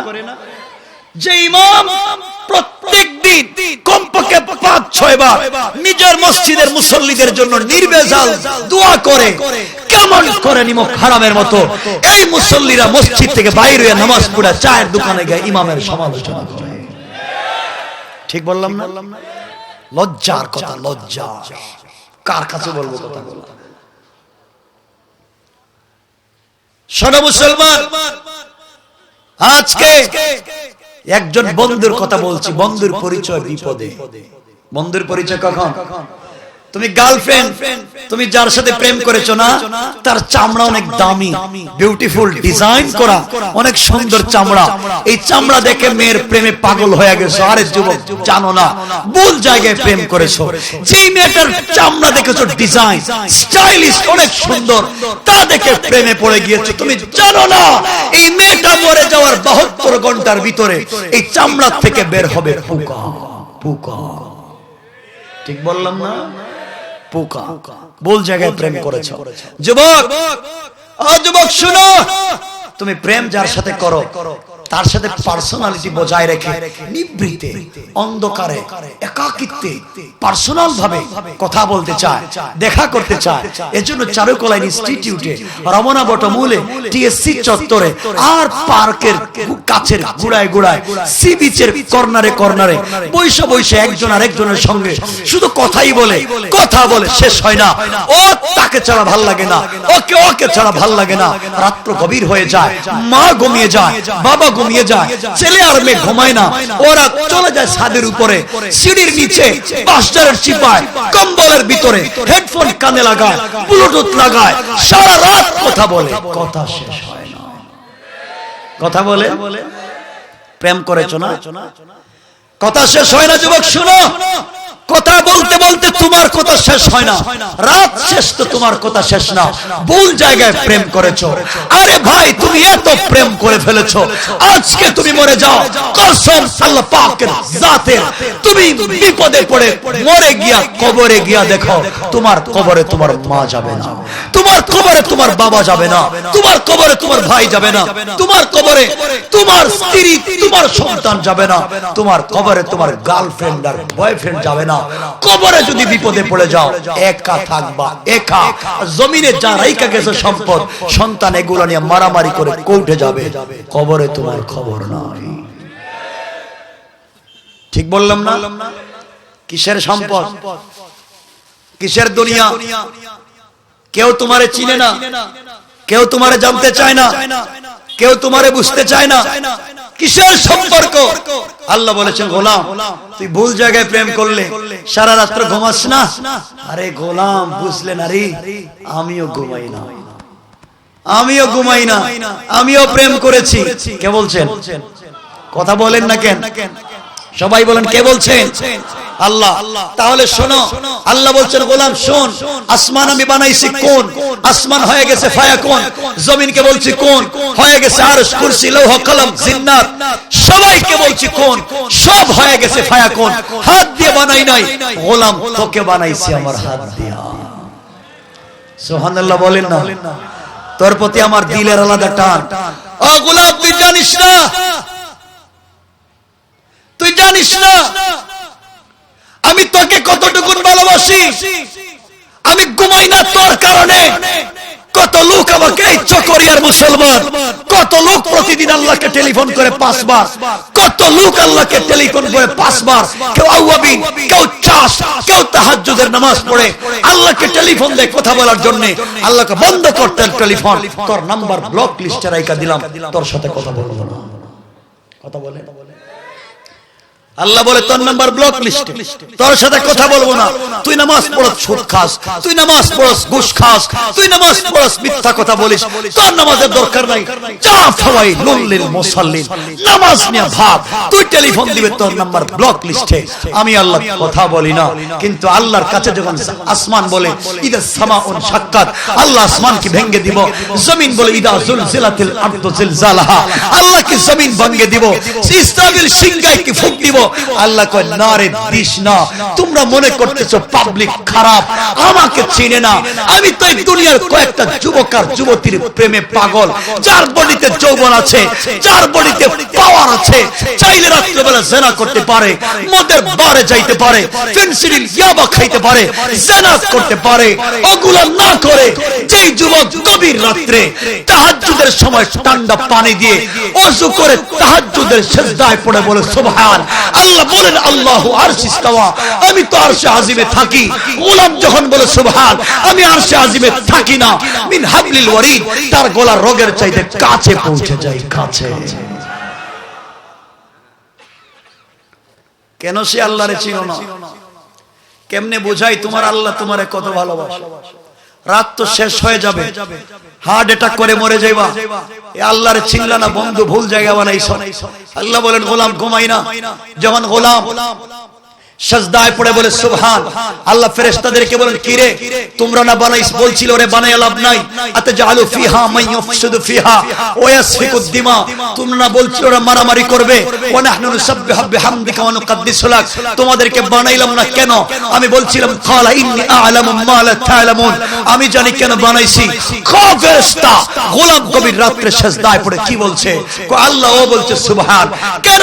ও কি আমাকে দেখছে? আল্লাহ দেখে নাই না, না দেখে গভীর রাতে ঘুম থেকে উঠা তোমাকে বলছে সুবহান, তুমি নাকি পবিত্র। আল্লাহ বলছেন যে গোলাম আমাকে না দেখে বলছে সুবহান, আমি বলছি সাব্বাহতানি, অবশ্যই আমি আল্লাহ পবিত্র। গোলাম না দেখে আমাকে স্বীকার করার কারণে আমি আল্লাহ বললাম সাব্বাহতুকা, গোলাম দুনিয়ায় বানাইলাম পবিত্র, আখিরাতে বিনা হিসাবে জান্নাত। কেমন ভালোবাসা! গোলাম যখন সিজদায় গিয়ে পড়ে আলা, আল্লাহ জমিনকে বলেন জমিন তুই না বলছিলে জমিন ভেঙে দিবে, এই গোলাম এই মেয়েটা কি বলে, আল্লাহ আলা তুমি নাকি বলো আমাকে দেখছে, না তোমার ক্ষমতাও দেখে নাই, না দেখে বলছে আলা। আল্লাহ বলছেন আলাইতানি, অবশ্যই আমি বড়, আমাকে না দেখে বলছে আমি বড়। আলাইতুকা, গোলাম দুনিয়া এবং আখিরাতে বড় বানাইয়া দিলাম, বড়। সুবহানাল্লাহ বলেন। শোনো শোনো যুবক শোনো, কথা লম্বা করব না, শুধু শোনো কি বলতে চাই। এরপরে আল্লাহ রাব্বুল ইজ্জতুল জালাল একজনের সঙ্গে বন্ধুত্ব করেছেন, তিনি ঘুমায় না। আল্লাহ আমার নবীর সঙ্গে মাঝে মাঝে দুষ্টামি করতেন। আল্লাহ বলতেন ইয়া আইয়ুহাল মুসাম্মিল ইয়া আইয়ুহাল মুদাসসির কুম ফানসির ওয়া রাব্বাকা ফাকাব্বির ওয়া সিয়াবাকা ফাতাহির, ও চাদরওয়ালা চাদর খোলো, কম্বলওয়ালা কম্বলের নিচ থেকে বাইরো। হযরত ফাতেমা ঘুমায় গেছে, খাদিজা ঘুমে কম্বলের নিচ থেকে বাইরো। আমি আল্লাহর একা একা আরশে আজিমে ভালো লাগে না, লা তাখুযু সিনাতুম ওয়ালা নাওম, আমি আল্লাহ তো ঘুমাই না, তোমার সঙ্গে কথা বলতে চাই। আরশে আজিমের সবাই ঘুমে, আসমানের সবাই ঘুমে, জমিনের পাখিগুলো ঘুমায় গিয়েছে। মা তার মেয়েকে জড়ায় ঘুমায়, বাবা তার ছেলেকে জড়ায় ঘুমায়, ভাই তার ভাইকে জড়ায় ঘুমায়, স্বামী তার স্ত্রীকে জড়ায় ঘুমায়। আমি আল্লাহ ঘুমাই না, তোমার সঙ্গে কথা বলতে চাই। বন্ধু ঘুম থেকে উঠো, আমি আরশে আজিমে না, তোমার দরজায় দাঁড়াইয়া আছি। সেই রব আফসোস করে বলছেন ইয়া আইয়ুহাল ইনসান মা গাররাকা বিরাব্বিকাল কারীম, কেমনে আমাকে ভুইলা গেলি, আল্লাযী খালাকাকা, তোকে বানাইছি আমি। কষ্ট হচ্ছে আপনাদের? আহা, কেমনে বানাইছেন শুনেন 1-2 মিনিটে। তোমাকে বানাইছেন, বড় হইয়া বলো দেয়ার ইজ নো গড। আল্লাহকে চিনো না? না, শোনো তোমাকে আল্লাহ কেমনে বানাইছেন। আমার মুসলমান বন্ধুগণ গভীর মনোযোগ। তুমি যখন তোমার বাবার পিঠে বিদ গুটে ফুটা নাপাক পানি ছিলে, তোমার বাবাও জানতো না কোন মেয়েকে বিয়ে করবে, কার রেহেমের ভিতরে নাপাক পানি যাবে তোমার বাবাও জানে না, মাও জানে না। আল্লাহ বললেন গোলাম তোর বাবার সঙ্গে আমি আল্লাহ একটা মেয়ের বিয়ের সম্বন্ধ ঠিক করে দিলাম। তারা মেলামেশা করলো, তোর বাবার পিঠের নাপাক পানিকে তোর মায়ের রেহেমে দিয়ে দিলাম। এরপরে আমি আল্লাহ রাব্বুল ইজ্জতুল জালাল 2জন ফেরেশতা পাঠিয়ে দিলাম। যা ফেরেশতা এসেছে, এসে বলছে আল্লাহ তাআলা নাপাক বিদগুটে 1 ফোঁটা পানিকে আমরা কি করব, এটা কি মায়ের প্রস্রাবের সঙ্গে বের করে দেব নাকি নষ্ট করে দেব? ও যুবক শুনলে আল্লাহ ফেরেশতাদেরকে বলছেন না রে ফেরেশতা, না, এই নাপাক পানিগুলোকে নষ্ট করে দিস না। আমি আল্লাহ দুনিয়ার জমিনে খলিফা প্রতিনিধি বানাতে চাই, এই নাপাক পানিগুলোকে রক্ত বানাইয়া দে। ফেরেশতা 2জন মিলে নাপাক পানিকে রক্ত বানালেন। তাদের দায়িত্ব শেষ হয়ে গেল। আমি আল্লাহ আর 2জন ফেরেশতাকে পাঠিয়ে দিলাম। ওরা যাওয়ার পরে বলছে আল্লাহ তাআলা 1 ফোঁটা রক্ত ছিল, নাপাক পানি হয়েছে, রক্ত কি করব? আল্লাহ ডেকে ডেকে বললেন ফেরেশতা এই নাপাক রক্তটাকে তোমরা রক্তপিণ্ড বানাও, শক্ত করো। 2জন ফেরেশতা মিলে তোমাকে আর আমাকে রক্তপিণ্ড বানানো হলো। এরপর আল্লাহ রাব্বুল ইজ্জতুল জালাল বলছেন তোমাদের দায়িত্ব শেষ। আরো 2জনকে পাঠানো হলো। তারা গিয়ে বলছে আল্লাহ তাআলা এটা তো রক্তপিণ্ড, 1 টুকরা, কি করব আপনি বলেন? আল্লাহ বললেন লাহমা, গোশত বানাও। এর আগে আল্লাহ রাব্বুল ইজ্জতুল জালাল বলছেন গোশত বানাও, আগে বলছেন হাড্ডি বানাও। হাড্ডি বানানো হলো, গোশত লাগানো হলো। আল্লাহর কাছে ফেরেশতারা বলে আল্লাহ ছিল নাপাক পানি, হলো রক্ত, হলো রক্তপিণ্ড, এরপরে হলো হাড্ডি, এখন লাগানো হলো গোশত। আপনি বলেন এরপরে কি? আল্লাহ বলেন তোমাদের দায়িত্ব শেষ, আর 2জনকে দিলাম। আরো 2জন গেলেন। আল্লাহ এখন কি করব? আল্লাহ বললেন সুন্দর করে স্ট্রাকচার তৈরি করো, হাত বানাও, পা বানাও। আল্লাহ পা একটা দিব না দুইটা, না রে ফেরেশতা দুইটা দে। আমার গোলাম দুইটা পা দিয়ে মসজিদে যাবে, ইসলামী আন্দোলন করে জিহাদ করবে। দুইটা পা দে আল্লাহ, হাত দুইটা দিব না একটা, দুইটা দে। চক্ষু দুইটা দিব না একটা, সব ঠিক মতো দে। স্ট্রাকচার যখন তৈরি হয়ে গেল, এবার ফেরেশতারা বলে আল্লাহ তাআলা এখন কি করব, এটা তো একটা কঙ্কাল, রূহ নাই। আল্লাহ বললেন যা রে যা, তুই বুঝবে না এখন কি করা লাগবে। এই গোলামের ভিতরে রূহ দিব স্বয়ং আমি আল্লাহ।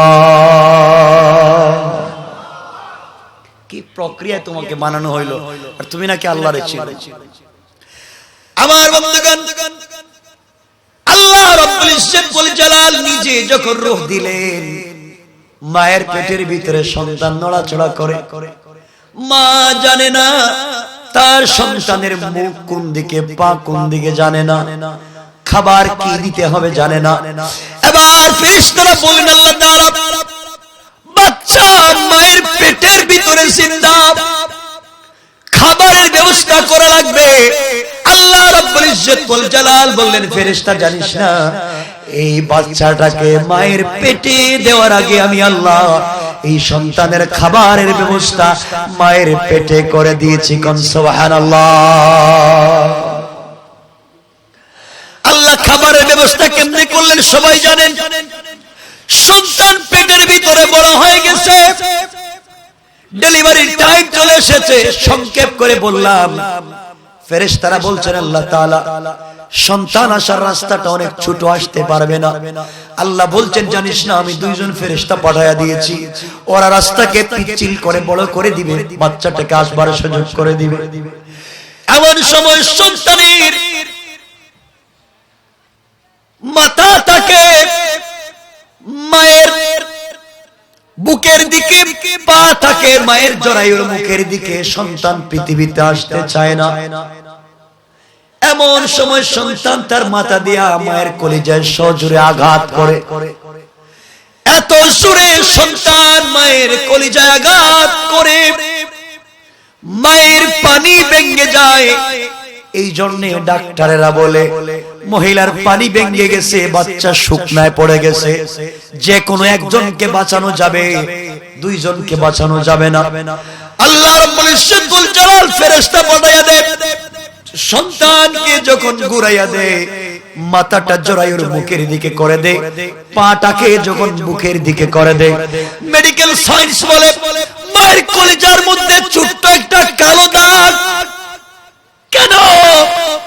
ওই সময় সন্তানকে যখন ঘুরাইয়া দেওয়া হয়, সন্তান এমন সময় তার পা দিয়া মায়ের কলিজায় সজোরে একটা লাথি মারে। এত জোরে সন্তান মায়ের কলিজায় লাথি মারে, সাথে সাথে মায়ের ব্লিডিং শুরু হয়ে যায়। মা মনে করে আর বাঁচবে না, সবার কাছ থেকে বিদায় নেয়। যেই মা তোমার বাবার বাড়িতে সুন্দর শাড়ি পরে এসেছিল, লাল বেনারসি, মেডিকেলে চলে যায়, ওটিতে চলে যায়, হসপিটাল থিয়েটারে চলে যায়, মা তো মরে যাবে কিনা বাঁচবে জানে না। অনেক সময় ডাক্তার বলে দুইজনকে বাঁচানো যাবে না, যে কোনো একজন।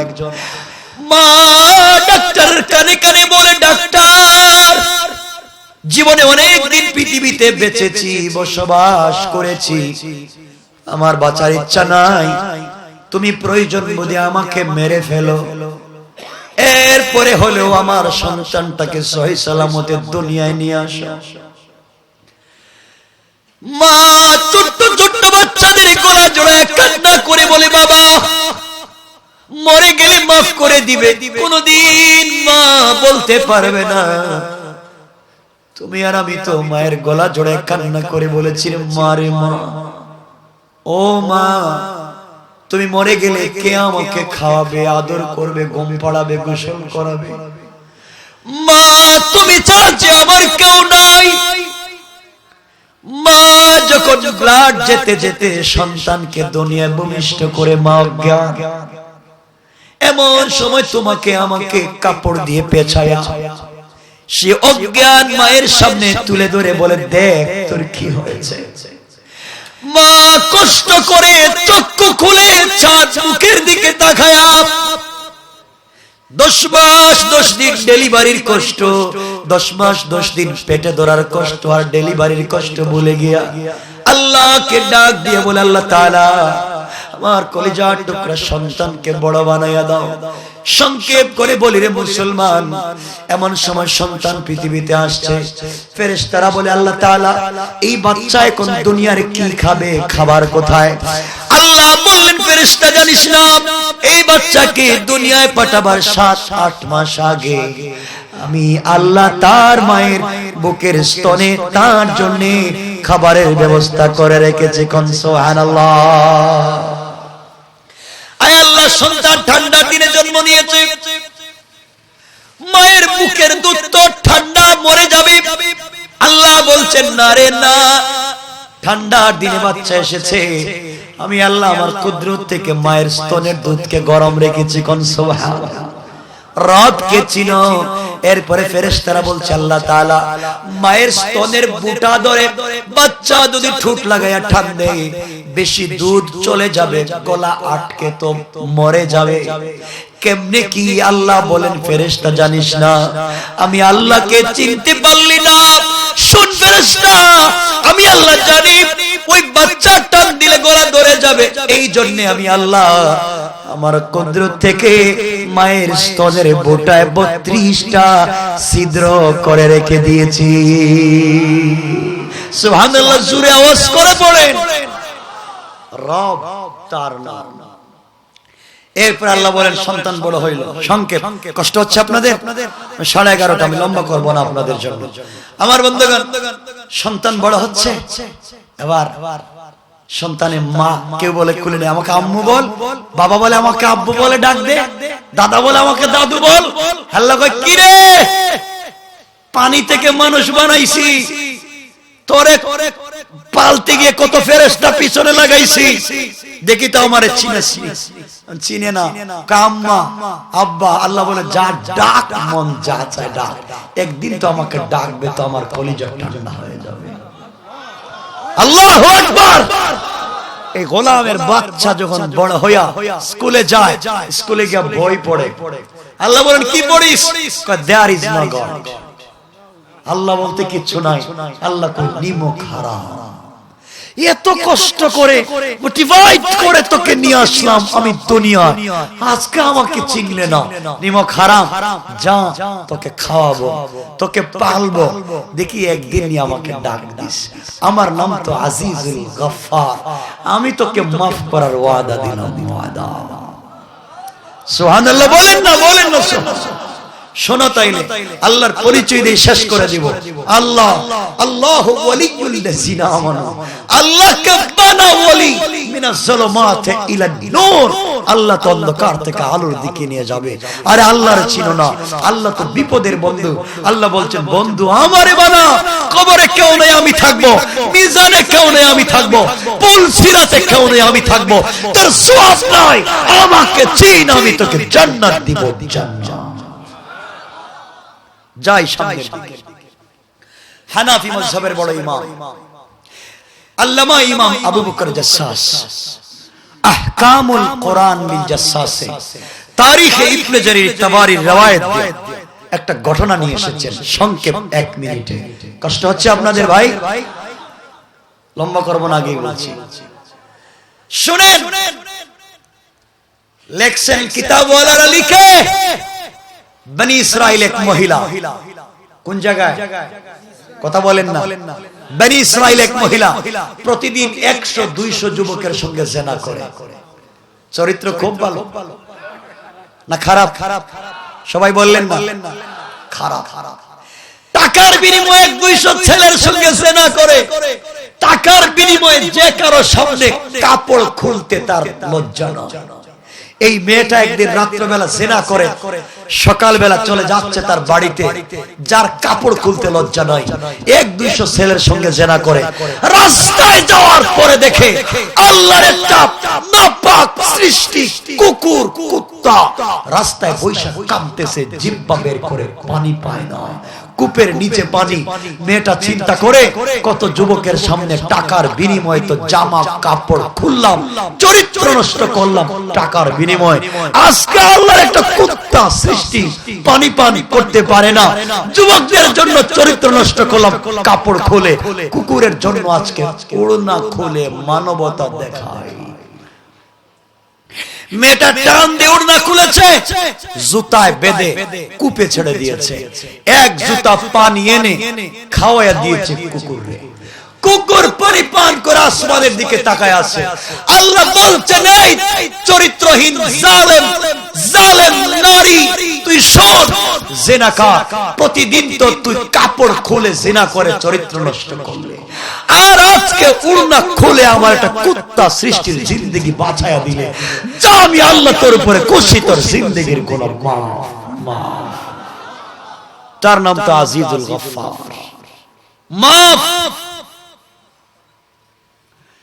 বনি ইসরাইলের এক যুবক, বনি ইসরাইলে আগে গুনাহ করলে ধরা পড়লে খবর গ্রাম থেকে বাইর করে দিত। এক যুবক জিনা করছে বনি ইসরাইল, মুসা আলাইহিস সালাম ধরছেন, পিটাইছেন, গ্রাম থেকে বাইর করে দিয়েছেন। যা যুবক গ্রামের বাহিরে চলে গেছে, জঙ্গলে থাকে, 2 সপ্তাহ হয়ে গেছে, বাড়ি যেতে পারে না, খাবার পায় না, সাকারাতের সময় চলে এসেছে। যুবক জঙ্গলের ভিতরে ডাইন দিকে তাকায়া দেখে আত্মীয় স্বজন কেউ নাই, বাম দিকে তাকায়া দেখে কেউ নাই, পিছন দিকেও কেউ নাই, সামনেও কেউ নাই, সন্তান নাই, মা বাবা নাই, বন্ধু বান্ধব নাই, কেউ নাই। যুবক পেরেশান হয়ে গেছে, মরার টাইমে কাউকে পাইলাম না। আসমানের দিকে 2টা হাত উঠে গভীর রাত্রে বলেছে, আল্লাহ, তোমার নাম তো আমার নাম গুনাহগার, তোমার নাম তো আজিজুল গফফার। আল্লাহ, কথা দিয়েছি, গুনাহ করে ফেলেছি, বেঁচে থাকলে আর কোনদিন অপরাধ করব না, কথা দিলাম। একটা বার তুমি আমাকে ক্ষমা করে দেখো, আর গুনাহ করব না। মরে যদি যাই, তওবা করে কবরে যেতে চাই। অমনি তোমার অনেক পরিচয় শুনেছি, তুমি অনেক দয়ালু, মাফ কইরা দাও। গোলাম যখন চোখের পানি ছেড়ে সিজদায় পড়ে কাঁদে, আল্লাহ রাব্বুল ইজ্জতুল জালাল ডেকে বলছেন, যুবক রে, মাথা ওঠা, কান্দিস না, আমি আল্লাহ তোকে মাফ করে দিলাম। যুবক তো মইরা গেছে, সংক্ষেপ মইরা গেছে। মরে যাওয়ার পরে আল্লাহ মুসাকে ঘুম থেকে উঠাইতেছেন, রাত্রে ওঠো। মুসা বলে, আল্লাহ, জীবনে কোনোদিন আমার এত রাত্রে ডাকো না, আজকে হঠাৎ এত রাত্রে? মুসা, জানিস না আজকে আমার এক পাক্কা ওলি মইরা গেছে, ওলি। আল্লাহু আকবার বলতে লজ্জা হচ্ছে? আরে তোমার রবের পরিচয় দিচ্ছি। ও যুবক, তোমাকে বলছি, জিনা করে ফেলেছো না, মদ খায় ফেলাইছো, টেনশনে ঢুকে গেছো, মাফ চাইতে পারো না। আরে নো টেনশন, জিনা করে ফেলেছো, মদ খেয়ে ফেলেছো, ফেনসিডিল খাইছো, তোমার রব তো এখনো আছেন, কেউ জানে না, রবের কাছে হাত উঠাও। রব বলছে, মাফ করে দিলাম। তোমার রবকে আজকে চিনো। বলছিলাম 2টা পরিচয় দিবে রবের, একজন বন্ধুর আর এক নেতার। বন্ধুর পরিচয় দিচ্ছি, নেতার পরিচয়ের সময় আর থাকলো না। আমার বন্ধুগণ শোনো, আল্লাহ বলছেন, মুসা উঠো, আমার বন্ধু মরে গেছে। আল্লাহ, কেমন বন্ধু? অনেক বড় বন্ধু রে মুসা, মরছে তো মরছে, জান্নাত নিয়ে মরছে। সুবহানাল্লাহ বললেন। আল্লাহ, কই দেখতে পারি? অবশ্যই দেখবা, জঙ্গলে যাও, আমার বন্ধুর জানাজার কাফন দাফনের ব্যবস্থা করো। মুসা বলে, আল্লাহ, তুমি তো চিনো আমারে, আমি বনি ইসরাইলের নবী।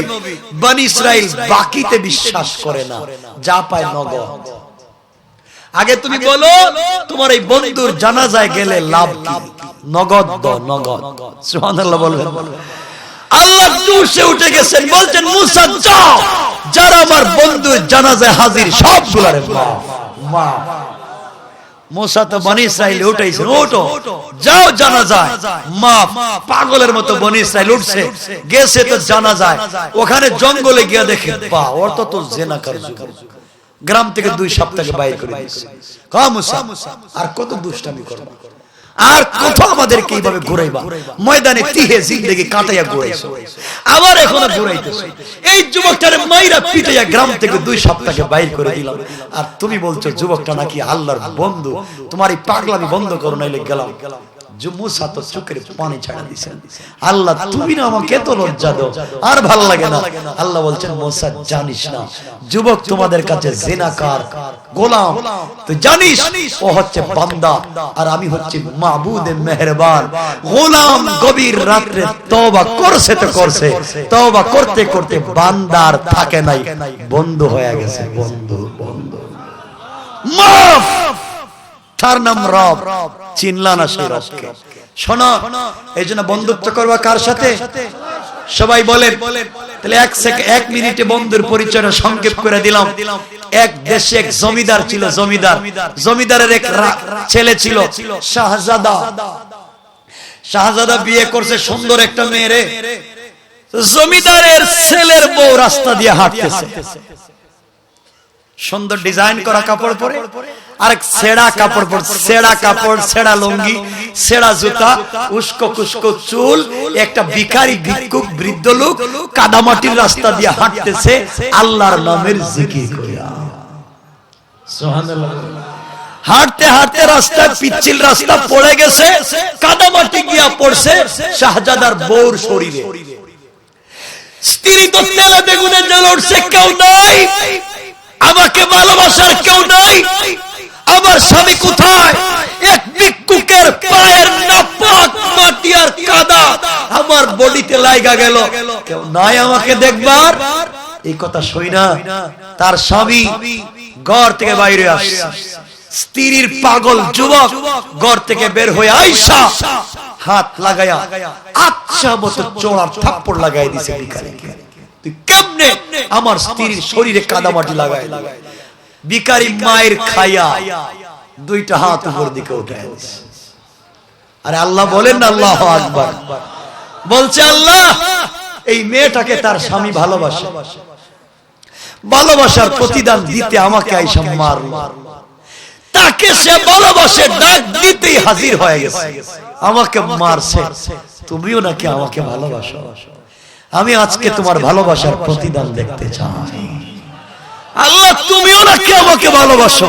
তোমার ভালোবাসার প্রতিদানটা দেখাও। বলতে দেরি শাহজাদা ঠাস করে মাটিতে পড়ে মরে গেছে। বাদশা আসছে, কি রে আমার ছেলে মরে গেল কেন? পাগল বলতেছে জানিস না বাদশা, তোমার ছেলের বউর শরীরে কাদা লাগা গেছে। ডাক দিছে পাগল হইয়া স্বামী আইসা আমারে মারছে, ভালোবাসার প্রতিদান দিছে তার স্বামী। আমাকেও আমার বন্ধু ভালোবাসে, আমিও তার কাছে ডাক দিয়ে বইলা দিছি এমন ভালোবাসা দিছে, তোমার ছেলেকে যে জীবন দিয়েছিল ভালোবাসার প্রতিদান দিতে, এই জীবনটা ফিরাইয়া নিয়ে গেছে। আল্লাহু আকবার বলেন। দেওয়া জীবনটা ফিরাইয়া নিয়ে গেছে, তার নাম তো আল্লাহ।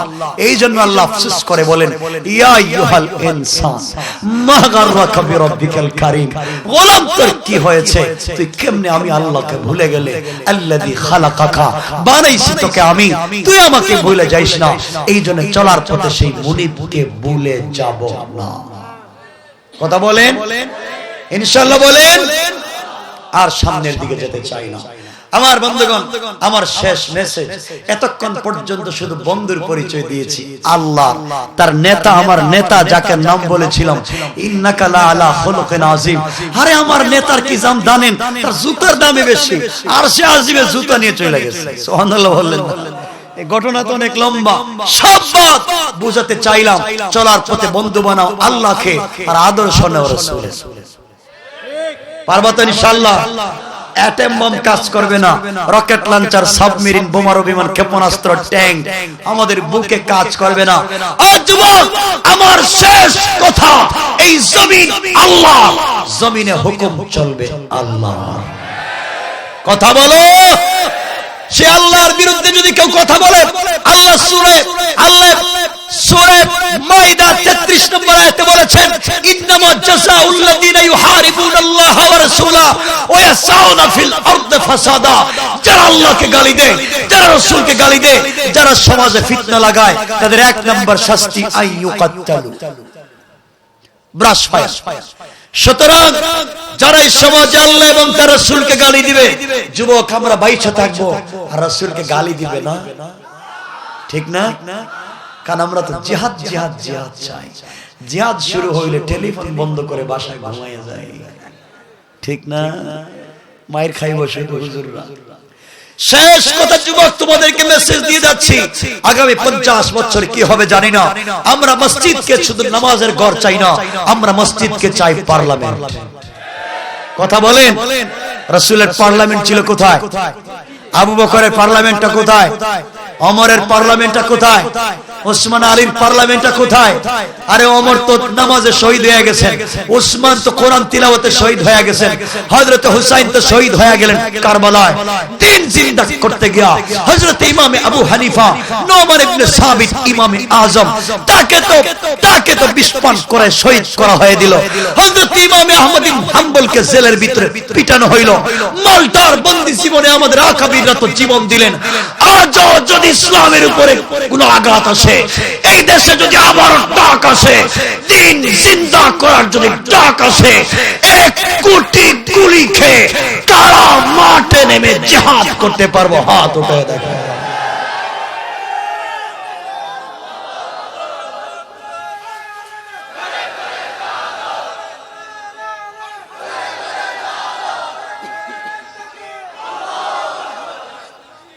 শোনেন মুসলমান, আমার জন্য দোয়া চাই, দিল থেকে দোয়া করবেন, আপনাদের জন্য দোয়া থাকলো। আমি এসেছি সবাই জামিউল উলুম ওয়াল ফুনুন মা'দানিল ইলম ওয়াল আদব কায়েদুল উলামা ওয়াস সুলাহা যুবদাতুত তুলাবা ওয়াল ফুজালা, সবাই তো বড় বড় আলেম। আমি শুধুমাত্র মুযাকারা করছি, সবগুলা ভুল। আমার সকল প্রশংসা মহান আল্লাহ।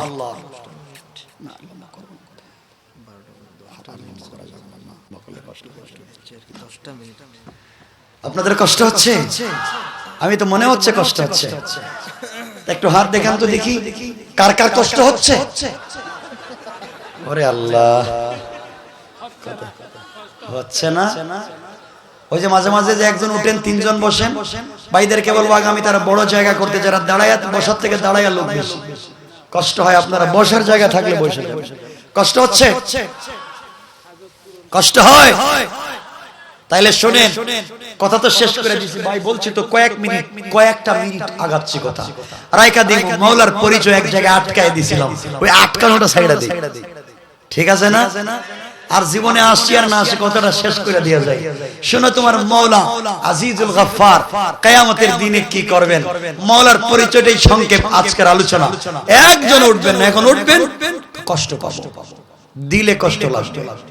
আমার বন্ধুগণ, কিয়ামতের দিনে আল্লাহ রাব্বুল ইজ্জতুল জালাল ইচ্ছা করে আর কোন যুবককে বলবেন আয় এদিকে, হিসাবটা দে, কি কি আমল করছো হিসাব দে। হিসাব দিতে যাবেন, দেখবেন সওয়াব আর নেক গুনাহ সমান সমান। কি মিজানে কি সমান সমান? জান্নাতে যাওয়া যাবে?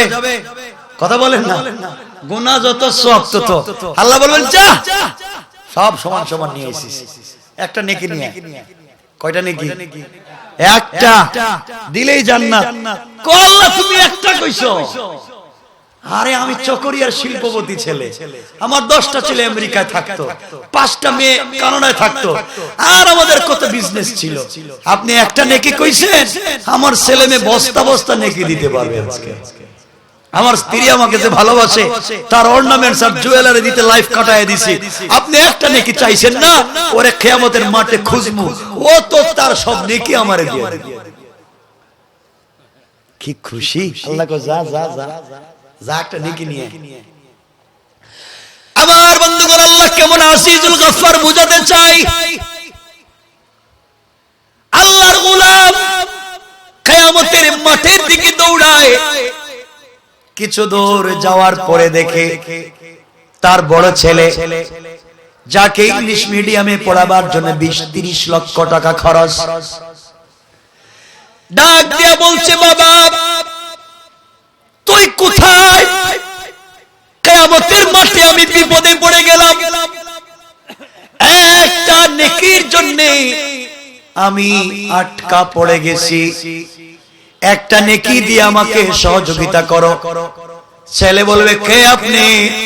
আমি তো বাঙালি, আর আপনার চেহারা দেখা যায় রোহিঙ্গাদের মতো। ছেলে বলবে চিনে না। ছেলে তোমাকে বাবা পরিচয় দিবে না, মেয়ে দিবে না, সন্তান দিবে না।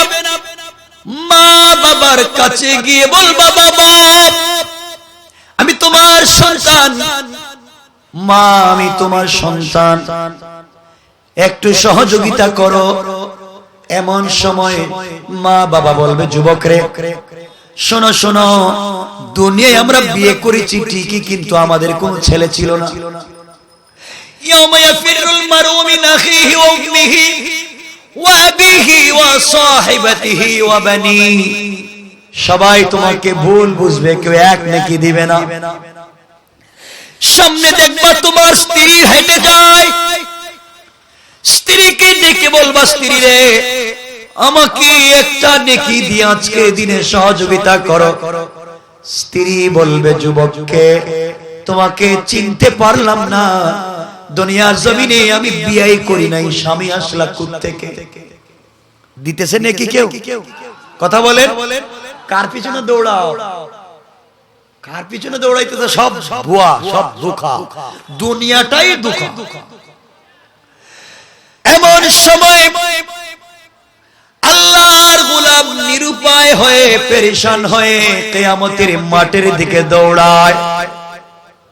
কেউ যখন সাহায্য করে নাই, সামনে গিয়ে দেখে আরেকটা যুবক বৈশা বৈশা কান্দে।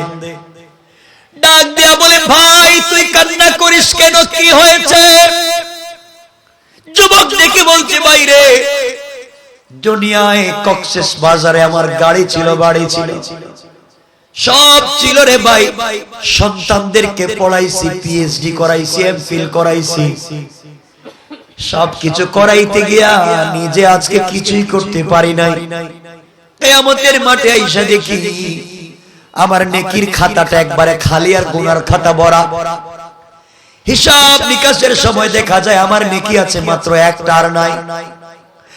আল্লাহ বলেন যা আত্মীয় স্বজনের কাছে যা, কিয়ামতের মাঠে সবাইকে খুঁজলাম, যাদের জন্য দেশে গাড়ি বাড়ি করে এসেছিলাম, কেউ আমাকে পরিচয় দিল না, কেউ আমাকে আজকে একটা নেকি দিয়ে সহযোগিতা করলো না। এই জন্য ওই জায়গায় পড়ে পড়ে কান্না করতেছি। যুবক বলতেছে বাইরে আমার তো একটা নেকির দরকার, আর তোমার আছে একটা। আমি আজকের মাঠে একটা নেকির জন্য দৌড়াই, কেউ আমাকে দিল না, আর তোমার আছে মাত্র একটা, তোমাকেও কেউ দেয় নাই। এবার ওই যুবক ডেকে বলছে বাইরে তোর তো একটা মাত্র নেকি হলে জান্নাতে যাইতে পারবে, আমার আছে মাত্র একটা, তোর লাগবে একটা, আমার থাকলেও জাহান্নামী, না থাকলেও জাহান্নামী। সুতরাং এক নেকি থাকলে যদি জান্নাতে চলে যাস, যা যা, আমার একটা নেকি ছিল তোকে দিয়ে দিলাম, নিয়ে যা, এর বিনিময়ে তুই জান্নাতে চলে যা। কোন সুবহানাল্লাহ। যুবক নেকি নিয়ে দৌড় আল্লাহর কাছে, আল্লাহ একটা নেকি দরকার না আমার, এই যে নিয়ে আসছি, দাও আমারে জান্নাতে। আল্লাহ বলছেন দাঁড়া, নেকিটা দিছে কে? তোর বাপ। আল্লাহ বাপ রে পাই নাই, মা কো চিনেই নাই, বউ কো বিয়েও করে নাই, ছেলে মেয়ে কো আমি নাকি রোহিঙ্গা, কেউ পরিচয় দেয়। তাহলে দিল কে? আল্লাহ আরেকটা ছেলে রাস্তায় বসে কাঁদতেছে, কানতে কানতে পাগল, ওর একটাও সব নাই, শুধু গুনার গুনাহ। একটা নেকি, আমি ওর কাছে বসে কাঁদতেছি, ও আমার একটা নেকি দিয়ে দিছে। সুবহানাল্লাহ বলেন, সুবহানাল্লাহ। আজকের দিনে, কিয়ামতের দিনে একটা নেকি দিয়া এই যুবকটা কে? যে দাতা শাস্তে চায়, দাতা। আমার চাইতে তো বড় দাতা কেউ পৃথিবীতে নাই। আল্লাহু আকবার বলেন। আমার চাইতে দাতা কেউ নাই, আর তোরে আমি দিলাম না, তোরে একটা নেকি দিল, যুবকটা আমার কাছে নিয়ে যা। আয়েশা কয় ভাই আসো, আল্লাহ ডাকতেছে।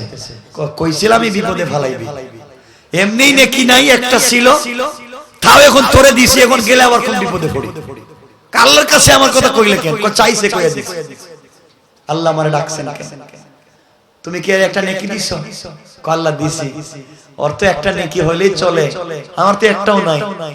একটা ছিল, আমি এটা দিয়ে কি করবো? চিন্তা করলাম আমার আর নাই হোক। সারা জীবন যাদেরকে খাওয়াইছি নিমক হারামের মতো, আজকে আমাকে চিনলো না, আজকে আমাকে পরিচয় দিল না, এই যুবককে দেখে আমার দরদ লেগে গেছে, যা আমি জাহান্নামে যাই। একটা নেকি তারা দিয়ে দিছে। আল্লাহ বলে, যুবক, আমার চাইতে বড় দাতা পৃথিবীতে আর নাই। তুই একটা নেকি দিয়ে দাতা সাজতে চাস, আর আমি আল্লাহ খুশি হয়ে গেলাম। তোর কোনো গুনার সওয়াব লাগবে না, আমি আল্লাহর মাধ্যমে হাত ধরে জান্নাতে যা। জান্নাত কিসের সওয়াব? যা, মাফ কইরা দিলাম। তুই একটা নেকি দিয়ে দাতা, আমার চাইতে বড় দাতা তো আর কেউ নাই। আমার চাইতে বড় দাতা নাই। ও একটা নেকি দিয়ে দাতা সাজবে, আমি পুরোটা দিয়ে দিলাম। সুবহানাল্লাহ। আজিজুল গফফার। যুবক এবার জান্নাতে যায়। কই যায়? একটাও নেকি নাই, আল্লাহর দয়ায়। এইজন্য কিয়ামতের দিন আল্লাহরে বলবেন, আল্লাহ ইনসাফের বিচার চাই, তো বিপদে। কিয়ামতের দিন ইনসাফ চাইবেন তো বিপদে। ইনসাফ মানে আপনার প্রতি কোনো স্যাক্রিফাইস করা হবে না, দয়াও দেখানো হবে না, জুলুমও করা হবে না। যা করছো তা পাইবা। কিয়ামতের দিন আল্লাহকে বলবো, আল্লাহ ইনসাফের দরকার নাই, তোমার কাছে ইহসান চাই, ইহসান, দয়া। দয়া আমি জানি তোমার দয়া ছাড়া পার পাওয়ার সুযোগ নাই। দয়া চাও, ইনসাফ নয়, বিপদে পড়বে। কথা বুঝাইতে পারছি? আজিজুল গফফার আল্লাহ বলছেন, যুবক যাই যে জান্নাত, এই যে এক নেকি দিয়া বড় হয়ে গেছিস, যা। যুবক তো জান্নাতে যায়। জান্নাতের গেটে গেছে, আল্লাহ বলে, দাঁড়া। আল্লাহ এটা কি করলেন? জানি তো আমারে জান্নাত দিবেন না, দুষ্টামি করলেন আমারে। আমার সওয়াব নাই জানি, আমারে কইলে যা। গেলাম জান্নাতের গেটে, কই দাঁড়া। আমি জানি দুষ্টামিটা হবে, আল্লাহ আমি কই যাবো এখন? আল্লাহ কই দাঁড়া, পিছন দিকে চা। গোলাম পিছন দিকে তাকাইছে, তাকায় দেখে কোটি কোটি কোটি কোটি লোক দাঁড়ায় আছে। আল্লাহ এরা কারা? আল্লাহ কয়, এরা মুমিন, জাহান্নামী, ঈমান আছে আমল নাই। ঈমান আছে কি নাই? ঈমান আছে, সুদ খাইছে, গোশ খাইছে, ফেন্সিডিল ইয়াবার ব্যবসা করছে, এই যে দাঁড়ায় আছে। আল্লাহ কি দেখাইলা? তুমি বুঝাইতে চাইলা কতগুলা মুমিন গুনাহগারে আটকাইছো কোটি কোটি, আর তুমি আমারে দয়া দেখাইয়া জান্নাত দিতেছো, এটা বুঝাইয়া কি আমাকে আটকায় দিলা? লজ্জা দিলা? আল্লাহকে গোলাম না রে, না না, আমার নাম আজিজুল গফফার। তুই চিনলে না গোলাম, তোকে দাঁড় করাইছি, তুই যে একটা নেকি দিয়া যে উদারতা দেখাইলে, আরে গুণটা তো আমার, আমার উদারতার গুণ আমার। তুই যে উদারতা দেখাইলে, আমি তোকে জান্নাত দিলে তোর ঋণ পরিশোধ হবে না। আল্লাহু আকবার। তোকে জান্নাত দিলে ঋণ পরিশোধ হবে না, তুই দাঁড় করাইছো কেন? পিছন দিকে তাকা, শাহাদাত আঙ্গুলি সোজা কর, শাহাদাত আঙ্গুলি দিয়া এইভাবে টান, এইভাবে টান, এইভাবে দিতে থাক। তোর আঙ্গুলি যার বুকে লাগবে, যার ছায়া পড়বে, যদি কোটি কোটি মানুষের সামনে দিয়া তোর আঙ্গুল যায়, তোর উসিলায় সবাইকে মাফ মাফ মাফ যা।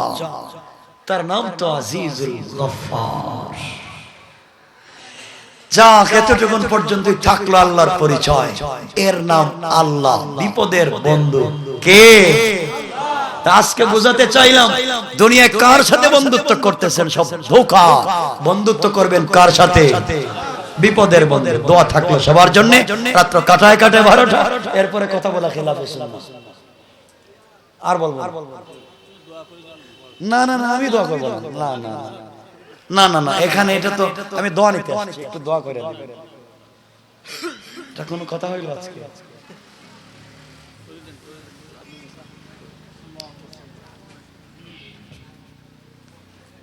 আমি বলছি, হুজুর আপনি দোয়াটা করেন। আল্লাহ, সবাই বসেন, আমার জন্য দোয়া করবেন দিল থেকে, আপনাদের জন্য দিল থেকে দোয়া থাকলো। বসেন, কেউ উঠবেন না, আপনারা মোনাজাত করে যান। এই যে যুবকের এত কষ্ট করে প্রোগ্রামের আয়োজন করেছে, এই যুবকদেরকে আপনারা সহযোগিতা করবেন, আগামীতে যেন আরো বড় প্রোগ্রাম করে, ঠিক না? আর বড় বিশাল স্টেজ করে, পিন্ডাল করে আপনারা সবাই আসবেন, লম্বা কথা বলবেন, উলামায়ে কেরাম আসবেন। এজন্য বসেন, মোনাজাত হবে। আল্লাহুম্মা আমিন। الحمد لله الذي هدانا لهذا وما كنا لنهتدي لولا أن هدانا الله لقد جاءت رسل ربنا بالحق ربنا ظلمنا أنفسنا وإن لم تغفر لنا وترحمنا لنكونن من الخاسرين ربنا آتنا في الدنيا حسنة وفي الآخرة حسنة وقنا عذاب النار وادخلنا الجنة مع المتقين والأبرار اللهم اغفر لنا ولوالدينا رب ارحمهما كما ربياني صغيرا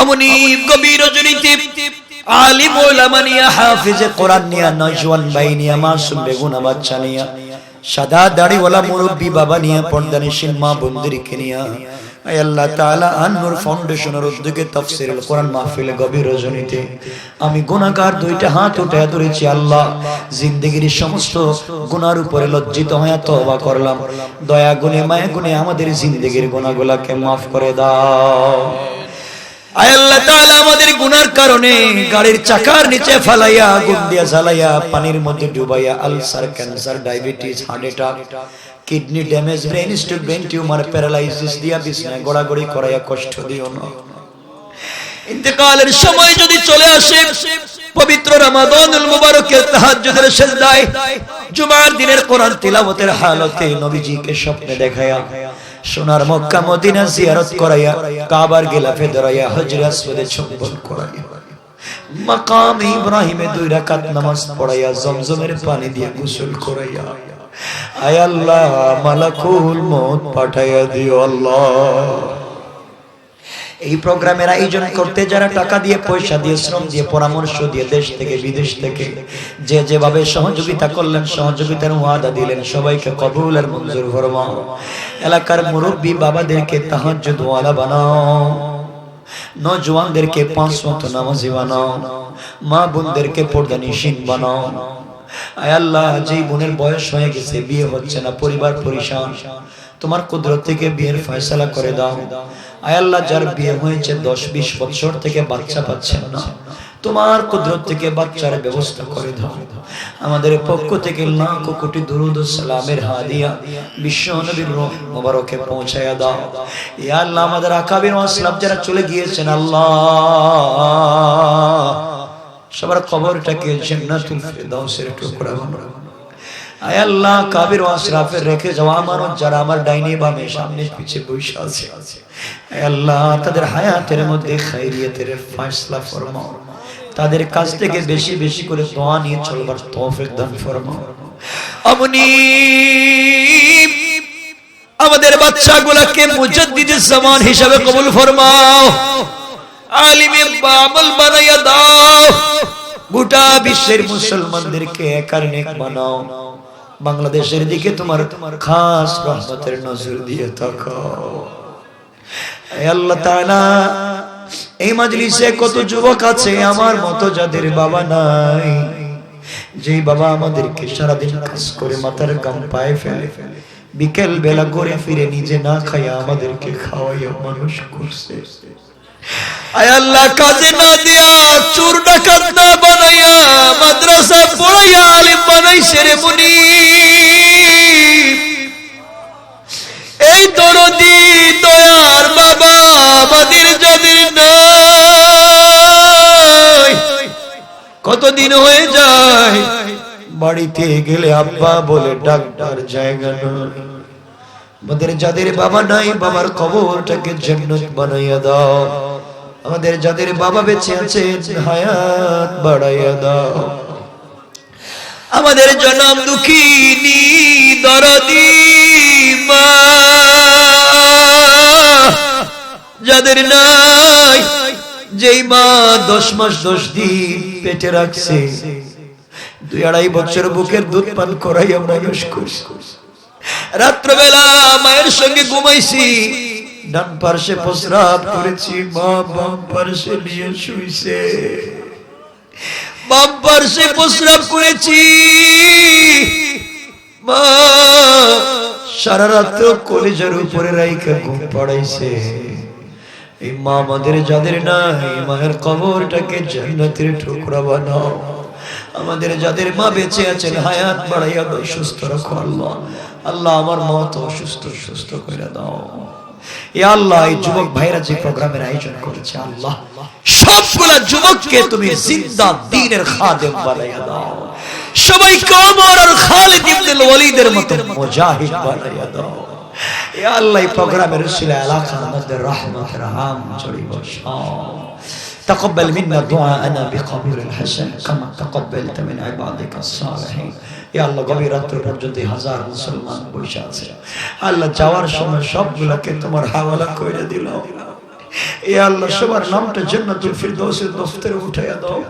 وصلى الله تعالى على النبي وعلى اله وصحبه اجمعين وارحمنا معهم برحمتك يا ارحم الراحمين آمين।